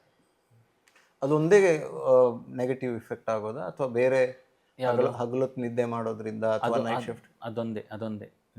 ಅದೊಂದೇ ದೇಹದಲ್ಲಿ ಅಂದರೆ ಕಫ ಉತ್ಕ್ಲೇಶ ಆಗ್ತದೆ ಅಂತ ಹೇಳಿ ಕಫಜನ್ಯ ರೋಗಗಳು ಬರ್ತವೆ ಅಂತ ಹೇಳ್ತಾರೆ. ಹಾಗೆ ಕಫಜನ್ಯ ರೋಗಗಳು ತುಂಬ ಇದ್ದಾವೆ. ಪ್ರತಿಯೊಂದು ಕಾಯಿಲೆಯಲ್ಲಿಯೂ ನಿಮ್ಮ ಆಯುರ್ವೇದದಲ್ಲಿ ಹೇಗಂತ ಪ್ರತಿಯೊಂದು ಕಾಯಿಲೆ ಬಂದರೂ ಸಹ ಅದರಲ್ಲಿ 3 ಟೈಪ್, ವಾತ ಪಿತ್ತ ಕಫ. ಅದನ್ನು ನಾವು ಡಿಫರೆನ್ಶಿಯೇಟ್ ಮಾಡ್ತಾ ಹೋಗ್ಬೇಕು. ಈಗ ಒಂದು ಜ್ವರ ಬಂದರೂ ಅದು ಕಫದ ಜ್ವರವ, ವಾತದ ಜ್ವರವ, ಪಿತ್ತದ ಜ್ವರವ ಅಂತ ನೋಡ್ಬೇಕು. ಎಲ್ಲದಕ್ಕೂ ಪ್ಯಾರಾಸಿಟಮಲ್ ಅಥವಾ ಇನ್ನೊಂದು. ನಮ್ಮ ಆಯುರ್ವೇದದಲ್ಲಿ ಹಾಗೆ ಬರಲ್ಲ. ಈಗಿನ ಇದರಲ್ಲಿ ಹಾಗೆ ಬರ್ತದೆ. ಆಯುರ್ವೇದ ಪ್ರತಿಯೊಂದನ್ನು ನಾವು ಮೂರು ವಿಭಾಗ, ಕೆಲವು 3 ಅಲ್ಲ, ಇನ್ನೂ ಕಾಂಬಿನೇಷನ್ ಬರ್ತದೆ. ವಾತ ಪಿತ್ತಜ ಅಂತ ಬರ್ತದೆ. ವಾತ ಪಿತ್ತ ಕಫ 3 ಸೇರಿ ಸನ್ನಿಪಾತ ಅಂತ ಹೇಳ್ತೇವೆ. ಸನ್ನಿಪಾತದ ಜ್ವರ ಅಂತ ಹೇಳ್ತೇವೆ. ಹಾಗಾಗಿ ನಮಗೆ ಯಾವುದೇ ಕಾಯಿಲೆ, ಹೊಸ ಕಾಯಿಲೆ ಬಂದರೂ ನಮ್ಗೆ ಆಯುರ್ವೇದದಲ್ಲಿ ಅದನ್ನು ಡಯಾಗ್ನೋಸ್ ಮಾಡ್ಲಿಕ್ಕೆ ಆಗ್ತದೆ. ಹೊಸ ಕಾಯಿಲೆ ಉದಾಹರಣೆಗೆ ಕೋವಿಡ್ ಬಂತು. ಕೋವಿಡ್ ಒಂದು ಹೊಸ ಕಾಯಿಲೆ ಅಲ್ವಾ? ಆಯುರ್ವೇದದಲ್ಲಿ ನಮ್ಗೆ ರೆಫರೆನ್ಸ್ ನಾವು ಅದನ್ನು ಡಯಾಗ್ನೋಸಿಸ್ ಮಾಡ್ಲಿಕ್ಕೆ ಆಗ್ತದೆ. ನಮ್ಮದೇ ಡಯಾಗ್ನೋಸಿಸಲ್ಲಿ ಮಾಡ್ತೇವೆ. ಅಂದರೆ ಅದು ಎಲ್ಲ ಕೋವಿಡ್ ಒಂದೇ ನಮ್ದು ಆಯುರ್ವೇದದಲ್ಲಿ ಮಾಡ್ಲಿಕ್ಕೆ ಆಗುದಿಲ್ಲ. ಅವರವರ ರೋಗ ಲಕ್ಷಣ ಪ್ರಕಾರ ನಾವು ಅದನ್ನು ಡಯಾಗ್ನೋಸಿಸ್ ಮಾಡ್ತಾ ಹೋಗ್ತೇವೆ. ಹಾಗಾಗಿ ನಮ್ದು ಕಾಂಬಿನೇಷನ್ ಆಫ್ ಮೆಡಿಸಿನ್ ಡಿಫ್ರೆಂಟ್ ಇರ್ತದೆ. ಅಂದರೆ ಒಬ್ಬನಿಗೆ ಒಂದು ಜ್ವರ ಬಂತಂತ ಹೇಳಿದರೆ ಅದರಲ್ಲಿ ವಾತದ ಇನ್ವಾಲ್ವ್ಮೆಂಟ್ ಎಷ್ಟುಂಟು, ಪಿತ್ತದ ಇನ್ವಾಲ್ವ್ಮೆಂಟ್ ಎಷ್ಟುಂಟು, ಕಫದ ಇನ್ವಾಲ್ವ್ಮೆಂಟ್ ಎಷ್ಟುಂಟು, ಅದನ್ನು ನೋಡಿ ಅದಕ್ಕೆ ಸರಿಯಾದ ಔಷಧವನ್ನು. ಲಸಿಕೆ ಆಗುದಿಲ್ಲ ಆಯುರ್ವೇದದಲ್ಲಿ, ಅದು ಆಗುದೇ ಇಲ್ಲ. ಪ್ರತಿಯೊಬ್ಬರಿಗೂ ಔಷಧಿ ಚೇಂಜ್ ಆಗ್ತಾ ಹೋಗ್ತದೆ. ಬಟ್ ಈ ಥರ ಒಂದೇ ಲಸಿಕೆ, ಒಂದೇ ರೀತಿಯ ಔಷಧಿ ಈ ಥರ ಕೊಡ್ತಾ ಇರೋದ್ರಿಂದ ಏನಾದರೂ ನಿಮ್ಮ ಪ್ರಕಾರ ನಮ್ಮ ಆರೋಗ್ಯಕ್ಕೆ ತೊಂದರೆ ಆಗ್ತಾ ಇದೆ ಅನ್ಸುತ್ತಾ? ಯಾವುದು ಈ ವಿಜ್ಞಾನದ ಪ್ರಕಾರ ಇಲ್ಲ, ಅದು ಅವರ ಪದ್ಧತಿಯಿಂದ ಅವರು ಕೊಡ್ತಾರೆ. ಬಟ್ ನಾವು ನಮ್ಮ ಒನ್ ಸೈಜ್ ಫಿಟ್ಸ್ ಆಲ್ ಅಂತ ಮಾಡ್ಲಿಕ್ಕೆ ಆಗುದಿಲ್ಲ ಅಲ್ಲ, ನಮ್ಮಲ್ಲಿ ಆಗುದಿಲ್ಲ. ನಮ್ಮಲ್ಲಿ ನಾವು ಆಯುರ್ವೇದ ಔಷಧಿ ಕೊಡಬೇಕು ಬರೀ ರೋಗವನ್ನು ಮಾತ್ರ ಅಲ್ಲ, ಮನುಷ್ಯನ ಪ್ರಕೃತಿಯನ್ನು ನೋಡಬೇಕು, ಅವನ ಬಾಡಿ ನೇಚರ್ ಹೇಗೆ ನೋಡಬೇಕು, ಈಗಿರುವ ಸೀಸನ್ ಅನ್ನು ನೋಡಬೇಕು, ಅವನಿರುವ ಊರನ್ನು ನೋಡಬೇಕು. ಅದನ್ನೆಲ್ಲ ನಾವು ಲೆಕ್ಕ ಹಾಕಿ ಔಷಧಿ ಕೊಡಬೇಕಾಗ್ತದೆ. ಉದಾಹರಣೆಗೆ ಇದೇ ಪೇಷಂಟ್ ನಮ್ಮ ಬೆಂಗಳೂರಿಂದ ಬಂದರೆ ಅವನಿಗೆ ನಾವು ಬೆಂಗಳೂರು ಕ್ಲೈಮೇಟಿಗೆ ಸೆಟ್ ಆಗುವ ಹಾಗೆ ನಾವು ಔಷಧಿ ಕೊಡಬೇಕು. ಅಲ್ಲಿಯ ಕ್ಲೈಮೇಟಿಗೆ ಸರಿಯಾಗುವ ಹಾಗೆ ನಾವು ಔಷಧಿ ಕೊಡಬೇಕಾಗ್ತದೆ. ಅವನ ದೇಹ ಪ್ರಕೃತಿ, ನೀವು ಹೇಳಿದ ಹಾಗೆ ಅವನ ಡೇ ಶಿಫ್ಟಾ ನೈಟ್ ಶಿಫ್ಟ್ ಅದನ್ನು ನಾವು ನೋಡಿ ಅದನ್ನಲ್ಲಿ ಔಷಧಿ ಕೊಡಬೇಕಾಗ್ತದೆ. ಹಾಗೆ ಅದನ್ನೆಲ್ಲ ಅನಲೈಸ್ ಮಾಡಿಯೇ ಕೊಡಬೇಕು. ದೂಷ್ಯಂ ಬಲಂ ಕಾಲಂ ಪ್ರಕೃತಿಂ ಅನಲಂ ವಯಃ, ಹೀಗೆ ಆಯುರ್ವೇದ ಔಷಧಿ ಕೊಡಬೇಕಾದ್ರೆ ದೇಹದಲ್ಲಿ ಯಾವ ದೋಷ ಕೆಟ್ಟಿದೆ, ದೇಹದಲ್ಲಿ ಯಾವ ಧಾತು ಕೆಟ್ಟಿದೆ, ದೇಹ ಅನಲಂ ದೇಹದ ಅಗ್ನಿ ಹೇಗುಂಟು, ಪ್ರಕೃತಿಂ ಅವನ ದೇಹದ ನೇಚರ್ ಯಾವುದು, ಅನಲಂ ವಯಃ ಅವನ ಏಜ್ ಎಷ್ಟು, ಹಾಗೆ ಅದನ್ನೆಲ್ಲ ನಾವು ಕನ್ಸಿಡರ್ ಎಲ್ಲ ವಿಷಯವನ್ನು ನೋಡಿ ಒಂದು ಔಷಧಿ ಕಾಂಬಿನೇಷನನ್ನು ಸೆಟ್ ಮಾಡಿ ಕೊಡಬೇಕಾಗ್ತದೆ. ಹಾಗೆ ಅದು ತುಂಬ ಅನಲೈಸ್ ಮಾಡಬೇಕು. ಅದನ್ನು ನಾವು ಎಷ್ಟು ಅನಲೈಸ್ ಮಾಡಿ ಅಷ್ಟು ಕೊಡ್ತೇವೋ ಅಷ್ಟು ನಮ್ಮ ಔಷಧಿ ಪರಿಣಾಮಕಾರಿ ಆಗ್ತಾ ಹೋಗ್ತದೆ. ನಾವು ಅದನ್ನು ಬಿಟ್ಟಷ್ಟು ನಮ್ಮ ಔಷಧಿ, ಇನ್ನೊಂದು ಆಗ ಹೇಳಿದೆ ಆಯುರ್ವೇದ ಸ್ಲೋ ಅನ್ನಲಿಕ್ಕೆ ಕಾರಣ ಅದಕ್ಕೆ ಬರೀ ನಾನಾಗ ಒಂದು ದ್ರವ್ಯ ಶುದ್ಧಿ ಬಗ್ಗೆ ಮಾತ್ರ ಹೇಳಿದೆ. ಈಗ ಸಿಗ್ತಾ ಇರೋದು ಅದು ಮಾತ್ರ ಅಲ್ಲ, ನಮ್ಮಲ್ಲಿಯೂ ನಾವು ನೋಡ್ಕೊಳ್ಬೇಕಾಗ್ತದೆ ಅಂಥೇಳಿ ನಾನು ಎಷ್ಟು ಕಾನ್ಸಂಟ್ರೇಟ್ ಮಾಡಿ ಔಷಧಿ ಕೊಟ್ಟಿದ್ದೇನೆ ಅದ್ರ ಮೇಲೂ ಹೊಂದ್ಕೊಂಡು ಹೋಗ್ತದೆ ಅಂತ ಹೇಳಿದರೆ, ಅವನನ್ನು ನಾನು ಎಷ್ಟು ಅನಲೈಸ್ ಮಾಡಿದ್ದೇನೆ, ಆ ರೋಗಿಯನ್ನು ನಾನು ಎಷ್ಟು ಕಂಡುಹಿಡಿದಿದ್ದೇನೆ ಅದನ್ನು ನೋಡಿ ನಾವು ಅದು ನನ್ನಲ್ಲಿ ಏನಾದ್ರು ಮಿಸ್ಟೇಕ್ ಇದ್ದದ್ದಿದ್ರು, ಉದಾಹರಣೆ ನಾನು ಅವನ ದೋಷ ಕ್ಯಾಲ್ಕುಲೇಷನ್ನಲ್ಲಿ ನನ್ನ ಮಿಸ್ಟೇಕ್ ಇದ್ರು ನನ್ನ ಮೆಡಿಸಿನ್ ಸ್ಲೋ ಆಯ್ತಲ್ಲಿ, ಹಾಗೆ ಅದನ್ನು ನಾವು ನೋಡಬೇಕಾಗ್ತದೆ. ಅವನ ವಯಸ್ಸು ಎಲ್ಲದೂ ನೋಡಬೇಕಾಗ್ತದೆ. ಹಾಗೆ ನಾವು ಅಂದರೆ ಮಾತಾಡ್ತಾ ತುಂಬ ನೀವು ಅಂದರೆ ಒಂದು ಒಂದು ಒಂದು ಹಂತದಲ್ಲಿ ಈ ವಿಷಯದ ಬಗ್ಗೆ ಹೇಳಿದ್ರಿ ಕೂಡ. ನಮ್ಮ ಜೀವನದಲ್ಲಿ ಇವತ್ತು ಸ್ಪೆಸಿಫಿಕಲಿ ನಮ್ಮ ಲೈಫ್ ಸ್ಟೈಲ್ನಲ್ಲಿ ಮುಖ್ಯವಾಗಿ ನಮ್ಮನ್ನು ಕಂಟ್ರೋಲ್ ಮಾಡ್ತಿರೋದು ಸ್ಟ್ರೆಸ್. ಇದರ ಇಂಪ್ಯಾಕ್ಟ್ ಮತ್ತು ಅದರ ಬಗ್ಗೆ ಆಯುರ್ವೇದ ಏನು ಹೇಳುತ್ತೆ, ಮತ್ತು ಸೈಂಟಿಫಿಕಲಿ ಇದನ್ನು ಹೇಗೆ ನೋಡುವುದು? ನಾನು ಮೊದಲು ಸೈಂಟಿಫಿಕಲಿ ಹೇಳ್ತೇನೆ, ಜನರಿಗೆ ಅರ್ಥ ಆಗ್ತದೆ. ಏನಂತ ಹೇಳಿದರೆ, ನಮ್ಮ ದೇಹದಲ್ಲಿ ಈ ನರಮಂಡಲದಲ್ಲಿ 2 ಸಿಸ್ಟಮ್ ಇದೆ. ಇಟ್ಸ್ ಎ ಫಂಕ್ಷನಲ್, ಅಂದರೆ ನಿಮಗೆ ಒಳಗಿಂದ ನರಗಳನ್ನು ತೋರಿಸ್ಲಿಕ್ಕಾಗಲ್ಲ. ಇಟ್ಸ್ ಎ ಫಂಕ್ಷನಲ್ ಸಿಸ್ಟಮ್, ಕ್ರಿಯಾತ್ಮಕವಾದ ಒಂದು ಕ್ರಿಯೆ ನಡೀತದೆ. ಒಂದಕ್ಕೆ ಸಿಂಪಥೆಟಿಕ್ ನರ್ವಸ್ ಸಿಸ್ಟಮ್ ಅಂತ ಕರೀತಾರೆ, ಇನ್ನೊಂದಕ್ಕೆ ಪ್ಯಾರಾಸಿಂಪಥೆಟಿಕ್ ನರ್ವಸ್ ಸಿಸ್ಟಮ್ ಅಂತ ಕರೀತಾರೆ. ಈ ಸಿಂಪಥೆಟಿಕ್ ನರ್ವಸ್ ಸಿಸ್ಟಮ್ ಅಂದರೆ ಏನು ಗೊತ್ತಾ? ಎಕ್ಸಾಂಪಲ್, ಅದು ಆ್ಯಕ್ಟಿವೇಟ್ ಉದಾಹರಣೆಗೆ ನೀವಿಲ್ಲಿ ಕೂತಿರ್ತೀರಿ, ಸಡನ್ನಾಗಿ ಕಾಲಡಿ ಏನೋ ಒಂದು ಹಾವು ಏನೋ ಒಂದು ಬಂತಂದು ಮಾಡಿ, ನೀವು ಆವಾಗ ಹಬ್ಬ ಅಂತೀರಿ, ಗಾಳಿ ಒಳಗೆ ತೊಗೊಂಡು ಬಿಡ್ತೀರಿ. ಆವಾಗ ನಿಮ್ಮ ನಾಡಿ ಹಿಡಿದೆ ಬಡ ಅಂತಿರ್ತದೆ. ನಿಮ್ಮ ಹಾರ್ಟ್ ಬೀಟ್ ನಿಮಗೆ ಅನುಭವಿಸ್ತಾ ಇರ್ತೀರಿ, ಪಾಲ್ಪಿಟೇಷನ್ ಅಂತ ಹೇಳ್ತಾರೆ. ಬಾಡಿ ಸ್ವೆಟ್ ಆಗ್ತದೆ, ಕೈ ಕಾಲು ನಡುತ್ತದೆ, ಬಾಯಿ ಒಣಗಿ ಬರ್ತದೆ, ಇದೆಲ್ಲ ಆಗ್ತದೆ. ಇದಕ್ಕೆ ಸಿಂಪಥೆಟಿಕ್ ಸಿಸ್ಟಮ್ ಆ್ಯಕ್ಟಿವೇಟೆಡ್ ಅಂತ ಹೇಳ್ತಾರೆ. ಆವಾಗ ಆತಂಕಗಳು ಜಾಸ್ತಿ ಆಗಿರ್ತದೆ, ಶ್ವಾಸದ ಗತಿ ಜಾಸ್ತಿ ಆಗಿರ್ತದೆ.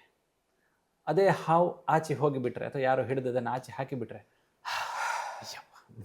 You will be relaxed. ಒಂದು ಸಲ ಹೋಯ್ತಾನೆ, ನಿಮ್ಮ ಹಾರ್ಟ್ ಬೀಟ್ ಕಮ್ಮಿ ಆಗ್ತದೆ, ನಿಮ್ಮದು ಇದು ಶ್ವಾಸದ ಗತಿ ಕಮ್ಮಿ ಆಗ್ತದೆ. ಸೊ ಕೆಲವು ಸಲ ಸಿಂಪಥೆಟಿಕ್ ಓವರ್ ಆ್ಯಕ್ಟಿವ್ ಆದರೆ, ತುಂಬ ಹೆದರಿಕೆ ಆದರೆ ಲೂಸ್ ಮೋಷನ್ ಆಗಿಬಿಡ್ತದೆ, ಯೂರಿನೇಷನ್ ಬಂದ್ಬಿಡ್ತದೆ. ನೀವು ನೋಡಿರ್ಬೋದು, ತುಂಬ ಈಗ ಕೆಲವು ಮಕ್ಕಳು ಶಾಲೆಯಲ್ಲಿ ಎಕ್ಸಾಮ್ ಅಂತ ಹೇಳಿ ಹೆದರಿದಾಗ ಸೊ ಮೋಷನ್ ಆಗೋದಂತ ಹೇಳಿ ಇರ್ತದೆ, ಯಾರೋ ಬೈದ ಕೂಡಲೇ ಮೋಷನ್ ಆಗೋದಂತ ಹೇಳಿ ಇರ್ತದೆ. ಮತ್ತೆ ಹೇಳಿದ್ರೆ ಟೆನ್ಷನಲ್ಲಿ ಅಂತ ಹೇಳ್ಕೊಂಡು. ಸೊ ಇದೊಂದು ಟೆಂಪರರಿ, ನಮ್ಮ ಜೀವನದಲ್ಲಿ ನಡೆಯುವಂಥದ್ದು. ಅದು ಹಾವೇ ಆಗಬೇಕಾಗಿಲ್ಲ, ಟೆಂಪರರಿ ಆಗಿ ನಡೀತದೆ. ಇದು ಕೆಲವು ಸಲ ಈಗಿನ ಜನರಲ್ಲಿ ಏನಾಗ್ತದೆ, ಇದೀಗ ಜಾಸ್ತಿ ಆಗ್ತದೆ. ಈ ಸಿಂಪಥೆಟಿಕ್ ಅನ್ನುವಂಥದ್ದು ಆ್ಯಕ್ಟಿವೇಶನ್ ಜಾಸ್ತಿ ಆಗ್ತದೆ. ಬೆಳಿಗ್ಗೆಯಿಂದ ಸಂಜೆವರೆಗೆ ಸ್ಟ್ರೆಸ್, ಆಫೀಸು IT ಫೀಲ್ಡಲ್ಲಿ ಇರ್ತಾರೆ, ತುಂಬ ಒತ್ತಡ ಇರ್ತದೆ. ಅಥವಾ ಬೇರೆ IT ಅಂತ ಹೇಳಲ್ಲ ನಾನು, ಯಾವುದೇ ಫೀಲ್ಡ್ ಅವ್ರಿಗೆ ಸ್ಟ್ರೆಸ್ ಇರ್ತದೆ. ಮನೆಯಲ್ಲಿ ಎಷ್ಟೋ ಸಮಸ್ಯೆಗಳಿರ್ತದೆ, ಗಂಡ ಹೆಂಡತಿ ಸಮಸ್ಯೆ, ಅದು ಸಮಸ್ಯೆ, ಆಫೀಸಿನ ಸಮಸ್ಯೆ, ಎಲ್ಲದೂ ಒಟ್ಟಾದಾಗ ಏನಾಗ್ತದೆ, ದೇಹದಲ್ಲಿ ಸಿಂಪಥೆಟಿಕ್ ಸಿಸ್ಟಮ್ ಅನ್ನುವಂಥದ್ದು ಓವರ್ ಆ್ಯಕ್ಟಿವ್ ಆಗ್ತದೆ. ಆವಾಗ ನಮಗೆ ತಾತ್ಕಾಲಿಕವಾಗಿ ಇರುವ ಹಾರ್ಟ್ ಬೀಟ್ ಜಾಸ್ತಿಯಾಗಿ ನಮಗೆ BP ಅನ್ನುವಂಥದ್ದು ಶುರುವಾಗ್ತದೆ. ಕ್ರಮೇಣ ಡಯಾಬಿಟಿಸ್ ಸ್ಟಾರ್ಟ್ ಆಗ್ತದೆ. ದೇಹದಲ್ಲಿ ಜೀರ್ಣಶಕ್ತಿ ವ್ಯತ್ಯಾಸ ಆಗಿ ಕೊಲೆಸ್ಟ್ರಾಲ್ ಜೀರ್ಣ ಆಗದೆ ಕೊಲೆಸ್ಟ್ರಾಲ್ ಲೆವೆಲ್ ಜಾಸ್ತಿ ಆಗ್ತದೆ. ಹಾಗೆ ನಮಗೆ ಒಂದೊಂದೇ ಕಾಯಿಲೆಗಳು, BP ಶುರುವಾಯಿತು, BPಯಿಂದ ಶುಗರ್ ಶುರುವಾಯಿತು, ಶುಗರಿಂದ ಕೊಲೆಸ್ಟ್ರಾಲ್ ಬಂತು. ನೀವು ಸಾಮಾನ್ಯ ಈಗ ನೋಡಿದರೆ ಒಂದು 40-50 ಎಲ್ಲರೂ ಈಗ ಆಲ್ಮೋಸ್ಟ್ ITಲಿ ಹೊರಗಿರುವ ಸ್ಟ್ರೆಸ್ಸಿನ ಈ ಯೂತ್ಸ್ ಯಾರೆಲ್ಲಿದ್ದಾರೆ ಎಲ್ಲರೂ ಇದರಲ್ಲಿ ಇರ್ತದೆ. ಎಷ್ಟೋ ಜನರಿಗೆ ಅರ್ಲಿ ಟ್ರೆಮರ್ಸ್ ಕೂಡ ಸ್ಟಾರ್ಟ್ ಆಗಿದೆ, ಅಂದರೆ ವರ್ಕ್ ಲೋಡ್ ಜಾಸ್ತಿ ಆಗಿ ಫಿಸಿಯಲಾಜಿಕಲ್ ಟ್ರೆಮರ್ಸ್, ಕೈ ನಡಗಲಿಕ್ಕೆ ಸ್ಟಾರ್ಟ್ ಆಗಿದೆ. ಸೊ ಇದೆಲ್ಲ ಯಾಕಾಗ್ತದೆ ಕೇಳಿದರೆ, ನಮ್ಮಲ್ಲಿರುವ ಓವರ್ ಸಿಂಪಥೆಟಿಕ್ ಸಿಸ್ಟಮ್ ಆ್ಯಕ್ಟಿವೇಟ್ ಆಗೋದು. ನಾವು ಅದಕ್ಕೆ ಸ್ವಲ್ಪ ರೆಸ್ಟ್ ಕೊಡಬೇಕು. ಅದಕ್ಕೆ ಹಿಂದಿನ ಪ್ರಾಚೀನರು ಏನು ಅಂತ ಹೇಳಿದರೆ, ನಾನು ಆಗ ಮತ್ತೆ ಪುನಃ ವಾಪಸ್ ಅಲ್ಲಿಗೆ ಬರ್ತೇನೆ, ಬ್ರಹ್ಮ ಮುಹೂರ್ತಕ್ಕೆ ಬಂದೆ. ಆ ಟೈಮಲ್ಲಿ ಎದ್ದಾಗ ನಾವು ಪ್ರಾಣಾಯಾಮ ಮಾಡಬೇಕು. ಈ ಪ್ರಾಣಾಯಾಮ ಯಾಕಂತ ಹೇಳಿದರೆ, ಇದು ಸಿಂಪಥೆಟಿಕ್ ಮತ್ತು ಪ್ಯಾರಾಸಿಂಪಥೆಟಿಕನ್ನು ಬ್ಯಾಲೆನ್ಸ್ ಮಾಡಲಿಕ್ಕಿರುವಂಥದ್ದೇ ನಮ್ಮ ಪ್ರಾಣಾಯಾಮ. ಅದರಲ್ಲಿ ತುಂಬ ಪ್ರಾಣಾಯಾಮ ಇದೆ, ಅನುಲೋಮ ವಿಲೋಮ ಇದೆ, ಕುಂಭಕ ಪ್ರಾಣಾಯಾಮ ಇದೆ, ಅದೆಲ್ಲಿದೆ. ಏನು ಮಾಡ್ತದೆ ಅಂತ ಹೇಳಿದರೆ, ನಾನೊಂದು ಉದಾಹರಣೆ ಕೊಡ್ತೇನೆ, ನಾವು ಕರೆಕ್ಟಾಗಿ ಅಬ್ಸರ್ವ್ ಮಾಡಿದರೆ ಗೊತ್ತಾಗ್ತದೆ. ನೇಸಲ್ ಸೈಕಲ್ ಅಂತ ಹೇಳಿದೆ. ನಮಗೆ ಸ್ಟ್ರೆಸ್ ಜಾಸ್ತಿ ಆದಾಗ ಗಾಳಿ ಬಲ ಮೂಗಿಂದ ಜಾಸ್ತಿ ಹೋಗ್ತದೆ, ಎಡ ಮೂಗಿಂದ ಕಮ್ಮಿ ಹೋಗ್ತದೆ. ನಾವು ರಿಲ್ಯಾಕ್ಸ್ ಆದಾಗ ಇದರಿಂದ ಜಾಸ್ತಿ ಹೋಗ್ತದೆ, ಇದರಿಂದ ಕಮ್ಮಿ ಹೋಗ್ತದೆ. ಅರ್ಥ ಆಯ್ತಾ? ಇದೊಂದು ನೇಸಲ್ ಸೈಕಲ್. ಈಗ ಸಾಮಾನ್ಯ ಮೂಗಲ್ಲಿ ದುರ್ಮಾಂಸ ಇದ್ದರೆ ಅದೆಲ್ಲ ಗೊತ್ತಾಗಲ್ಲ ನಮಗೆ, ಏನು ಇಲ್ದಿದ್ದಾಗ ಕರೆಕ್ಟ್ ಅಬ್ಸರ್ವ್ ಮಾಡಿದರೆ ಅದು ನಮ್ಗೆ ಗೊತ್ತಾಗ್ತದೆ. ಸೊ ಈ ಸ್ಟ್ರೆಸ್ಸಲ್ಲಿ ಇದ್ದಾಗ ಅದನ್ನು ಬ್ಯಾಲೆನ್ಸ್ ಮಾಡಲಿಕ್ಕೋಸ್ಕರ ಪ್ರಾಣಾಯಾಮ ಮಾಡುವಂಥ. ನೀವು ಮೂಗು ಮುಚ್ಚಿ ಹಿಡಿದು ಗಾಳಿ ತಗೊಂಡು, ಮೂಗು ಮುಚ್ಚಿ ಹಿಡ್ಕೊಂಡು ಸ್ವಲ್ಪ ಹೊತ್ತು ಕೂತು ಮತ್ತು ಗಾಳಿ ಬಿಡ್ತೀರಿ, ಮತ್ತು ಪುನಃ ಗಾಳಿ ತಗೊಳ್ಳೋದು. ಆವಾಗ ಏನಾಗ್ತದೆ, ಈ ಸಿಂಪಥೆಟಿಕ್ ಪ್ಯಾರಾಸಿಂಪಥೆಟಿಕ್ ಅನ್ನೋದು ಬ್ಯಾಲೆನ್ಸಿಗೆ ಬರ್ತದೆ. ಸೊ ನೀವು ಮೆಡಿಟೇಷನ್ ಮಾಡ್ತೀರಿ, ಮೆಡಿಟೇಷನಲ್ಲಿ ಸುಮ್ಮನೆ ಕೂತಿರ್ತೀರಿ, ಆವಾಗ ಈ ಸಿಂಪಥೆಟಿಕ್ ಪ್ಯಾರಾಸಿಂಪಥೆಟಿಕ್ ಬ್ಯಾಲೆನ್ಸ್ ಬರ್ತದೆ. ಸೊ ಇದನ್ನು ಬ್ಯಾಲೆನ್ಸ್ ಬರಲಿಕ್ಕೋಸ್ಕರವೇ ಹಿಂದಿನವರು ಬೆಳಿಗ್ಗೆ ಎದ್ದು ಇಂಥದ್ದನ್ನು ಮಾಡಿ, ಸೊ ದ್ಯಾಟ್ ನಿಮ್ಗೆ ಇಡೀ ದಿನದ ಸ್ಟ್ರೆಸ್ ಅನ್ನುವಂಥ, ನಮಗೆ ಸ್ಟ್ರೆಸ್ ಟಾಲರೆನ್ಸ್ ಬರುವಂಥದ್ದು. ಹಾಗಾಗಿ ಇದು ಬ್ಯಾಲೆನ್ಸ್ ಆದ ಕೂಡಲೇ ಏನಾಗ್ತದೆ ಅಂತ ಹೇಳಿದರೆ, ನಮಗೆ BP ಕಂಟ್ರೋಲಿಗೆ ಬರ್ತದೆ, ಶುಗರ್ ಕಂಟ್ರೋಲಿಗೆ ಬರ್ತದೆ. ಹಾಗಾಗಿ ಈಗ ನೀವೆಲ್ಲ ಕೇಳಿರ್ಬೋದು, ಈ ಪ್ರಾಣಾಯಾಮ ಎಲ್ಲ ಸ್ಟಾರ್ಟ್ ಆದ ನಮ್ಮ BP ಕಂಟ್ರೋಲಿಗೆ ಬಂತು, ಶುಗರ್ ಕಂಟ್ರೋಲಿಗೆ ಬಂತು. ಹೇಗೆ ಕಂಟ್ರೋಲಿಗೆ ಬಂತು ಕೇಳಿದರೆ ಇದೆ, we are balancing the sympathetic and parasympathetic. ಇದನ್ನು ನಾವು ಬ್ಯಾಲೆನ್ಸ್ ಮಾಡ್ತೇವೆ ಪ್ರಾಣಾಯಾಮದಿಂದ. ಸೊ ಹಾಗಾಗಿ ತುಂಬ ಮುಖ್ಯವಾದದ್ದು. ಮತ್ತು ಇದನ್ನು ಸೈನ್ಸ್ ಕೂಡ ಒಪ್ಕೊಳ್ತದೆ. ಇವತ್ತಿನ ಸೈಕಾಲಜಿ ಟೆಕ್ಸ್ಟ್ ಬುಕ್ಕಲ್ಲಿ ಪ್ರಾಣಾಯಾಮ ಬಗ್ಗೆ ಉಲ್ಲೇಖ ಇದೆ. ಸೊ ಯಾಕೆ ಬಂತಂತ ಹೇಳಿದರೆ, ಸೊ ಯಾವುದೇ ಔಷಧ ಇಲ್ಲದೆ ಏನಿಲ್ಲದೆ just by doing breathing exercise ನಮ್ಮ ಇದನ್ನು ಕಂಟ್ರೋಲ್ ಮಾಡಲಿಕ್ಕೆ ಆಗ್ತದೆ. ಮತ್ತು ಈ ಗಾಳಿ ಒಂದು ಮೂಗಿಂದ ಇನ್ನೊಂದು ಮೂಗಿಂದ ತಗೊಳ್ಳೋದು ಅನುಲೋಮ ವಿಲೋಮ ಹೀಗೆ ಆಗ್ತದಲ್ಲ. ಸೊ ರೈಟ್ ನಾಸ್ಟ್ರಲಿಂದ ಬ್ಯಾಲೆನ್ಸ್ ಆದಾಗ ಅದು ನಮ್ಮ ಎಡಬದಿಯ ಮೆದುಳನ್ನು ಕಂಟ್ರೋಲ್ ಮಾಡ್ತದೆ. ಸೊ ಲೆಫ್ಟಿಂದ ನಾವು ಗಾಳಿ ತಗೊಳ್ಳೋದು ಕಂಟ್ರೋಲ್ ಮಾಡಿದಾಗ ಅದು ನಮ್ಮ ಬಲಬದಿಯ ಮೆದುಳನ್ನು ಕಂಟ್ರೋಲ್ ಮಾಡ್ತದೆ, ಅದು ಕ್ರಾಸ್ ಆಗ್ತದೆ ಹೀಗೆ ಒಳಗೆ. ಸೊ ಹಾಗಾಗಿ totally we are balancing hour brain functions, ಅದು ತುಂಬ ಮುಖ್ಯ. ಹಾಗಾಗಿ ಇದು ಹಿಂದಿನವರು ನಮಗೆ ಕೊಟ್ಟಂತಹ ಒಂದು ದೊಡ್ಡ ಔಷಧ ಇದು. ಈ ಪ್ರಾಣಾಯಾಮ ಅನ್ನುವಂಥದ್ದು ಉಂಟಲ್ಲ, ಅದು ದೊಡ್ಡ ಔಷಧ. ಇವತ್ತು ಯಾರೇ ಸ್ಟ್ರೆಸ್ ಇರಲಿ ಅವರು ಇದನ್ನು ನೀವು ಬೇಕಾದ್ರೆ ಪ್ರಾಕ್ಟಿಕಲ್ ಆಗಿ ಮಾಡ್ಬೋದು. ಎಕ್ಸಾಂಪಲ್, ನಾವು ತುಂಬ ಸ್ಟ್ರೆಸ್ ಇದ್ದಾಗ ಸುಮ್ಮನೆ ಒಂದು ಸೈಡಲ್ಲಿ ಹೋಗಿ ಕೂತ್ಕೊಳ್ಬೇಕು. ಜಸ್ಟ್ ನೀವು ಒಂದು 10 ಕೌಂಟ್ಸ್ ಪ್ರಾಣಾಯಾಮ ಮಾಡಿ ಬನ್ನಿ, ನಿಮ್ಗೆ ಇಮಿಡಿಯೇಟ್ ರಿಸಲ್ಟ್ ಗೊತ್ತಾಗ್ತದೆ. ಇದು ಪ್ರಾಕ್ಟಿಕಲ್. ಇದು ನೀವು ಬೆಳಗ್ಗೆ ಪ್ರಾಣಾಯಾಮ ಮಾಡಬೇಕು, ಆ ಸ್ಪಾಟಲ್ಲಿ ಮಾಡಿ ನಿಮ್ಗೆ ಡಿಫ್ರೆನ್ಸ್ ನಿಮ್ಗೆ ಗೊತ್ತಾಗ್ತದೆ. ಸೊ ಬೆಳಗ್ಗೆ ಒಂದು ಸಲ ನಾವು ಒಂದು 15 ಮಿನಿಟ್ಸ್ ಪ್ರಾಣಾಯಾಮ ಮಾಡಿ ಥ್ರೂಔಟ್ ದ ಡೇ ನಿಮ್ಗೆ ಅದೇ ಸ್ಟ್ರೆಸ್ ಇದ್ದರೂ ನಿಮ್ಗೆ ಆ ಸ್ಟ್ರೆಸ್ ಟಾಲರೆನ್ಸ್ ಇರ್ತದೆ. You can manage, multitasking ಮಾಡಲಿಕ್ಕೆ ಆಗ್ತದೆ. ನೀವು ಒಂದು ಸಲ ತುಂಬ ವರ್ಕನ್ನು ನೀವು ಫೋಕಸ್ ಮಾಡಲಿಕ್ಕೆ ಆಗ್ತದೆ. ನಮ್ಮ ವರ್ಕ್ನಲ್ಲಿ ಕಾಗ್ನೇಟಿವ್ ಸ್ಕಿಲ್ ಇಂಪ್ರೂವ್ಮೆಂಟ್ ಆಗ್ತದೆ. ಈ ಕಾಗ್ನೇಟಿವ್ ಸ್ಕಿಲ್ ಅಂದರೆ ಏನು ಗೊತ್ತಾ, ನಾವೇನೋ ಒಂದು ಪರ್ಸೆಪ್ಷನ್ ಏನೋ ಒಂದು ತಗೊಳ್ತೇವೆ, ಅದಕ್ಕೆ ಸರಿಯಾದ ಪ್ರತಿಕ್ರಿಯೆಯನ್ನು ಕೊಡಬೇಕು. ಅರ್ಥ ಆಯ್ತಾ?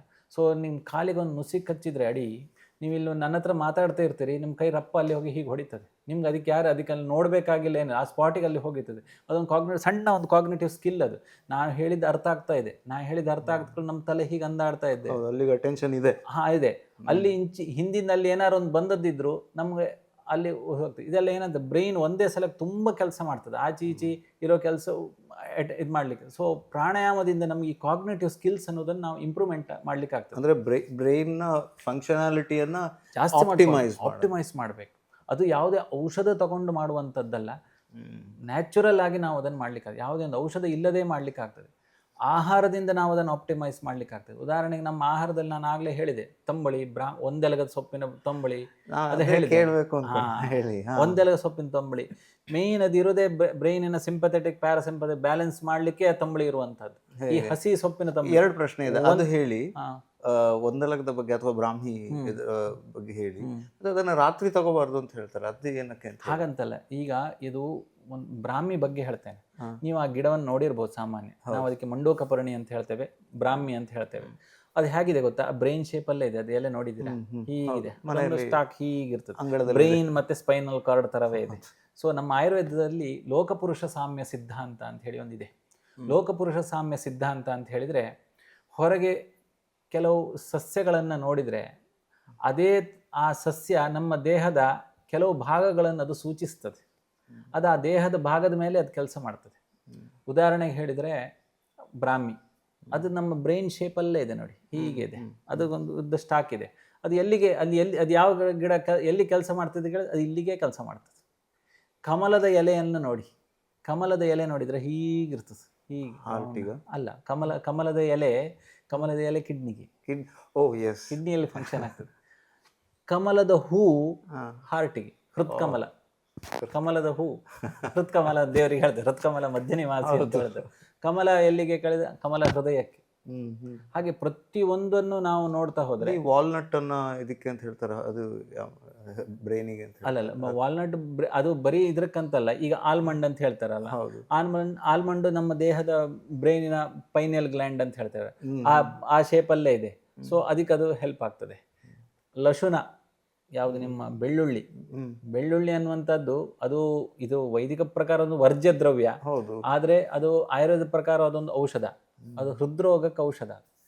ಈಗ ಇವತ್ತಿಗೂ ಕೊಲೆಸ್ಟ್ರಾಲ್ ಅನ್ನು ಕಂಟ್ರೋಲ್ ಮಾಡೋದು ಬೆಳ್ಳುಳ್ಳಿ ಎಷ್ಟು ಕಂಟ್ರೋಲ್ ಮಾಡುವಂಥದ್ದು ಯಾವುದೂ ಇಲ್ಲ. ದಿನ ಒಂದಾದ್ರೂ ತಗೊಳ್ಳಿ ಅಂತ ಹೇಳ್ತಾರೆ. ಅದು ಆರೋಗ್ಯ ದೃಷ್ಟಿಯಿಂದ ಅದನ್ನು ತಗೊಳ್ಳಿಕ್ಕೆ ಬರ್ತದೆ, ಆಧ್ಯಾತ್ಮಿಕ ದೃಷ್ಟಿಯಿಂದ ತಗೊಳ್ಳಿಕ್ಕೆ ಬರಲ್ಲ ಅಂತ. ಹಾಗೆ ಈಗ ಕೆಲವು ಆಹಾರವನ್ನು ವರ್ಜ್ಯ ಮಾಡಿದ್ದಾರೆ. ಅದು ಯಾಕಂದ್ರೆ ಅದು ಮನಸ್ಸನ್ನು ಸ್ವಲ್ಪ ವ್ಯತ್ಯಾಸ ಮಾಡ್ತದೆ ಅಂತ ಹೇಳಿ. ಈ ಗಂಧ ಇರುವ ದ್ರವ್ಯಗಳಿರ್ತಾವಲ್ಲ, ಪರಿಮಳ ಇರುವ ದ್ರವ್ಯ, ಅದು ನಮ್ಮ ಬ್ರೈನ್ ಫಂಕ್ಷನ್ಸ್ ಅನ್ನ ಸ್ಟಿಮ್ಯುಲೇಟ್ ಮಾಡ್ತವೆ. ಉದಾಹರಣೆಗೆ ಶ್ರೀಗಂಧ ಇದೆ ಅಂತ ಇಟ್ಕೊಳ್ಳಿ, ಅದು ನಮ್ಮ ಬ್ರೈನ್ ಫಂಕ್ಷನ್ ಜಾಸ್ತಿ ಮಾಡ್ತವೆ. ಹಾಗಾಗಿ ತೀರ್ಥಕ್ಕೆ ಶ್ರೀಗಂಧ, ಕೇಸರಿ, ಕರ್ಪೂರ ಎಲ್ಲ ಹಾಕ್ತಾರೆ, ಯಾಕಂದ್ರೆ ಅದು ನಮ್ಮ ಬ್ರೈನ್ ಫಂಕ್ಷನ್ಸ್ ಅನ್ನು ಜಾಸ್ತಿ ಮಾಡ್ತವೆ. ಅದೇ ಕೆಲವು ಉಗ್ರಗಂಧಗಳಿದ್ದಾವೆ, ನೀರುಳ್ಳಿ, ಬೆಳ್ಳುಳ್ಳಿ, ಅದೆಲ್ಲ ಉಗ್ರಗಂಧ. ಅದು ಸ್ವಲ್ಪ ಬ್ರೈನ್ ಫಂಕ್ಷನ್ ಅನ್ನು ಡಿಸ್ಟರ್ಬ್ ಮಾಡ್ತದೆ. ಹಾಗೆ ಗಂಧ ದ್ರವ್ಯ ಒಳ್ಳೆ ಸುಗಂಧ ಇರುವಂತಹದ್ದು ಬ್ರೈನ್ ಫಂಕ್ಷನ್ಸ್ ಅನ್ನು ಜಾಸ್ತಿ ಮಾಡ್ತದೆ, ಸ್ವಲ್ಪ ತೀಕ್ಷ್ಣ ಗಂಧ ಇರುವಂಥದ್ದು ಬ್ರೈನ್ ಫಂಕ್ಷನ್ ಸ್ವಲ್ಪ ಇದು ಮಾಡ್ತದೆ ಅಂತ ಹೇಳಿದರೆ ಮನಸ್ಸಿನ ಒಂದು ಧ್ಯಾನಕ್ಕೆಲ್ಲ ಅದು ಸ್ಥಿರತೆ ಕೊಡೋದಿಲ್ಲ ಅಂತ ಹೇಳಿ ಅದನ್ನು ವರ್ಜ್ಯ ಮಾಡಿದ್ದಾರೆ ಅಷ್ಟೇ. ಆದರೆ ಆರೋಗ್ಯ ದೃಷ್ಟಿಯಿಂದ ಪಲಾಂಡು ಶ್ರೇಷ್ಠ. ಅಂದರೆ ಈ ಏನು ನೀರುಳ್ಳಿ ಹೇಳ್ತೇವೆ ಅಥವಾ ಬೆಳ್ಳುಳ್ಳಿ ಹೇಳ್ತೇವೆ, ಅದು ನಮ್ಮ ದೇಹದ ಕೊಲೆಸ್ಟ್ರಾಲ್ ಲೆವೆಲನ್ನು ಕಮ್ಮಿ ಮಾಡಲಿಕ್ಕೆ ಆರೋಗ್ಯ ದೃಷ್ಟಿಯಿಂದ ಅದು ಸ್ವೀಕಾರ ಮಾಡ್ಬೋದು. ಈಗ ಯಾರಿಗೂ ಕೊಲೆಸ್ಟ್ರಾಲ್ ಜಾಸ್ತಿ ಇದೆ ಅಂತ ಹೇಳಿದರೆ ಆವಾಗ ಲಶುನಾದಿ ವಟಿ ಅಂಥದ್ದನ್ನೆಲ್ಲ ನಾವು ಕೊಡುವ ಇದಿರ್ತವೆ. ಹಾಗೆ ಬ್ರಾಹ್ಮಿ ಬಗ್ಗೆ ಹೇಳ್ತಾ ಇದ್ರು. ಬ್ರಾಹ್ಮಿ ಬಗ್ಗೆ ಹೇಳ್ತಾ ಇದ್ದೆ. ಸೊ ಬ್ರಾಹ್ಮಿ ಅನ್ನುವಂಥದ್ದು ಅದು ನಮ್ಮ ದೇಹದ ಈ ಮನಸ್ಸಿನ ಸ್ಥಿರತೆಗೆ ಅದು ಮುಖ್ಯವಾಗ್ತದೆ. ಸೊ ಹಾಗಾಗಿ ಅದನ್ನು ಅಲ್ಲಿ ಉಪಯೋಗಿಸುವಂಥದ್ದು ಆಹಾರದಲ್ಲಿ. ನಂಗೆ ಡೌಟ್, ಅದನ್ನು ರಾತ್ರಿ ತಿನ್ನಬಾರ್ದು ಅಂತ. ರಾತ್ರಿ ತಿನ್ನಬಾರ್ದು ಯಾಕಂತ ಹೇಳಿದ್ರೆ ಈ ಔಷಧದಲ್ಲಿ ಏನಂತ ಹೇಳಿ ಕೆಲವು ರಸಾಯನ ಔಷಧಿಗಳಂತ ಇದ್ದಾವೆ. ರಸಾಯನ ಔಷಧಿಗಳಂತ ಹೇಳಿದರೆ ಅದು ದೇಹದ ಸಪ್ತ ಧಾತುವನ್ನು ಪುಷ್ಟಿ ಕೊಡುವಂತಹ ಔಷಧಿಗಳು. ರಸದಿಂದ ರಸ, ರಕ್ತ, ಮಾಂಸ, ಮೇದ, ಅಸ್ಥಿ, ಮಜ್ಜ, ಶುಕ್ರ ಅಂತ 7 ಧಾತುಗಳು ದೇಹದಲ್ಲಿ. ಈ 7 ಧಾತುಗಳಿಗೆ ಯಾವುದು ಪುಷ್ಟಿ ಕೊಡ್ತದೋ ಅದು ರಸಾಯನ ಔಷಧಿಗಳಂತ. ಆ ರಸಾಯನ ಔಷಧಿಗಳು ಯಾವುದಿದ್ರೂ ಅದನ್ನು ಬೆಳಿಗ್ಗೆ ಮಾತ್ರ ಸ್ವೀಕಾರ ಮಾಡಬೇಕು. ರಸಾಯನ ಔಷಧಿಗಳನ್ನು ರಾತ್ರಿ ಸ್ವೀಕಾರ ಮಾಡಬಾರ್ದು. ಉದಾಹರಣೆಗೆ ಹೇಳೋದಾದರೆ ಈ ಅಶ್ವಗಂಧ ರಸಾಯನ ಅಂತಿದೆ, ಅದನ್ನೆಲ್ಲ ನಾವು ಬೆಳಗಿನ ಜಾವದಲ್ಲೇ ಅದನ್ನು ಸ್ವೀಕಾರ ಹಾಗೆ ಬ್ರಾಹ್ಮಿ ಕೂಡ ಅದನ್ನು ಬೆಳಗಿನ ಜಾವದಲ್ಲೇ ತಗೊಳ್ಬೇಕು. ಸಾಯಂಕಾಲ ತಗೊಳ್ಬಾರ್ದಂತಲ್ಲ, ಪರಿಣಾಮ ಇಲ್ಲ ಅಂತಷ್ಟೇ. ಬೆಳಿಗ್ಗೆ ತಗೊಂಡಾಗ ನಮ್ಗೆ ಅದರ ಪರಿಣಾಮ ಜಾಸ್ತಿ ಸಿಗ್ತದೆ ಅಂತ, ಅದನ್ನು ಸಂಪೂರ್ಣ ಬಾಡಿ ತಗೊಳ್ಳೋದಕ್ಕೆ ರೆಡಿ ಇರ್ತದೆ ಅಂತ. ಹಾಗಾಗಿ ರಸಾಯನ ಔಷಧಿಗಳು ನೆಲ್ಲಿಕಾಯಿ ಬೆಳಿಗ್ಗೆ ತಗೊಳ್ಬೇಕು, ಬ್ರಾಹ್ಮಿ ಬೆಳಿಗ್ಗೆ ತಗೊಳ್ಬೇಕು. ಹಾಗೆ ರಸಾಯನ ಔಷಧಿಗಳು ಮುಖ್ಯವಾಗಿ ಯಾವುದೆಲ್ಲ ಅಂದರೆ ಈ ಥರ ಯಾವುದು ಈ ರಸಾಯನ ಔಷಧಿಗಳು? ರಸಾಯನ ಔಷಧಿಗಳಂತ ಹೇಳಿದರೆ ಈ ಕಾಸ್ಟ್ ಔಷಧಿಗಳಿದ್ದಾವಲ್ಲ ಅವುಗಳು ಮುಖ್ಯವಾಗಿ 2 ಇದ್ದಾವೆ. ಒಂದು ಆಹಾರ ದ್ರವ್ಯ, ಮತ್ತೊಂದು ಔಷಧ ದ್ರವ್ಯ ಅಂತ. ಕೆಲವು ಔಷಧಿಗಳು ಔಷಧವೂ ಹೌದು, ಆಹಾರವೂ ಹೌದು. ಕೆಲವುದು ಔಷಧ ಮಾತ್ರ. ಉದಾಹರಣೆಗೆ ನೀವು ಅಶ್ವಗಂಧ ಅಂತ ಹೇಳಿ ತಗೊಂಡ್ರೆ, ಈ ಅಶ್ವಗಂಧ ಅನ್ನೋದು ಔಷಧ ಮಾತ್ರ. ಅದು ನಾವು ಆಹಾರದ ತಗೊಳ್ಲಿಕ್ಕೆ ಆಗೋದು, ದಿನ ತಗೊಳ್ಲಿಕ್ಕೆ ಬರೋದಿಲ್ಲ. ಔಷಧ ರೂಪದಲ್ಲಿ ಆದರೆ ದಿನ ತಗೊಳ್ಬೋದೇ ಹೊರತು ಆಹಾರದೊಟ್ಟಿಗೆ ತಗೊಳ್ಲಿಕ್ಕೆ ಬರೋದಿಲ್ಲ ಅಶ್ವಗಂಧ. ಅದೇ ನೆಲ್ಲಿಕಾಯಿ ಆದರೆ, ಅದೇ ಬ್ರಾಹ್ಮಿ ಆದರೆ ಅದು ಆಹಾರವೂ ಹೌದು, ಔಷಧವೂ ಹೌದು. ನಿಮ್ಮ ಅರಸಿನ ಆಹಾರವೂ ಹೌದು, ಔಷಧವೂ ಹೌದು. ಆದರೆ ಹಾಗೆ ಅಂಥದ್ದು ಕಾಳುಮೆಣಸು ಆಹಾರವೂ ಹೌದು, ಔಷಧವೂ ಹೌದು. ಶುಂಠಿ ಆಹಾರ ಹೌದು, ಔಷಧವೂ ಹೌದು. ಹೀಗೆ ಇಂಥದ್ದು ಬರ್ತದೆ. ಕೆಲವುದು ಬರೀ ಆಹಾರ ಮಾತ್ರ, ಅದರಲ್ಲಿ ಔಷಧ ಗುಣ ಇಲ್ಲ. ಅನ್ನ ಆಹಾರ ಅಷ್ಟೇ, ಹೊಟ್ಟೆ ತುಂಬುತ್ತದೆ.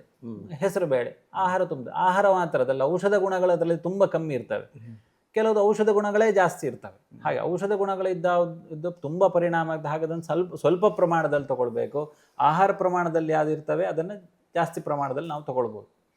ಆಹಾರ ಔಷಧ 2 ಇರ್ತಾವಲ್ಲ, ಅದು ಮಿಶ್ರಣವಾಗಿ ಅದನ್ನು ತಗೊಳ್ಳುವಂಥದ್ದು.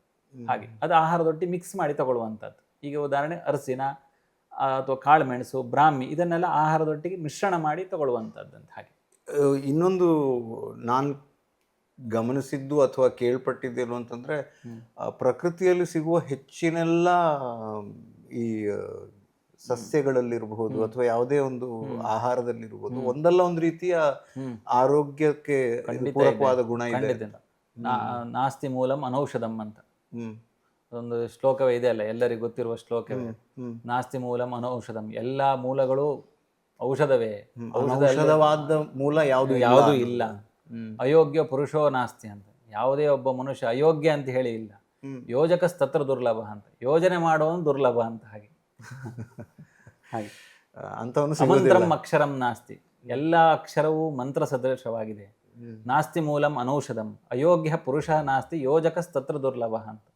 ಹಾಗೆ ಪ್ರತಿಯೊಂದು ಅಕ್ಷರವೂ ಮಂತ್ರವೇ. ಹಾಗಾಗಿ ಅಪಶಬ್ದಗಳನ್ನು ಮಾತಾಡಬಾರ್ದು. ಎಲ್ಲ ದ್ರವ್ಯಗಳು ಔಷಧವೇ. ಹಾಗಾಗಿ ಅದನ್ನು ದುರುಪಯೋಗ ಮಾಡಬಾರ್ದು. ಯಾವುದೇ ಒಬ್ಬ ಮನುಷ್ಯನ ಅಯೋಗ್ಯ ಅಂತ ಹೇಳಿ ಇಲ್ಲ.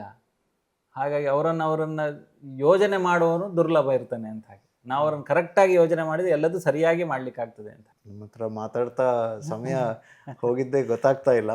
ಆದರೆ ಅನಿವಾರ್ಯವಾಗಿ ನಮ್ಮ ಇವತ್ತಿನ ಈ ಹೊತ್ತಿನ ಮಾತನ್ನ ಇಲ್ಲಿಗೆ ಮುಗಿಸ್ಬೇಕಾದಂತಹ ಸಂದರ್ಭ ಬಂದಿದೆ.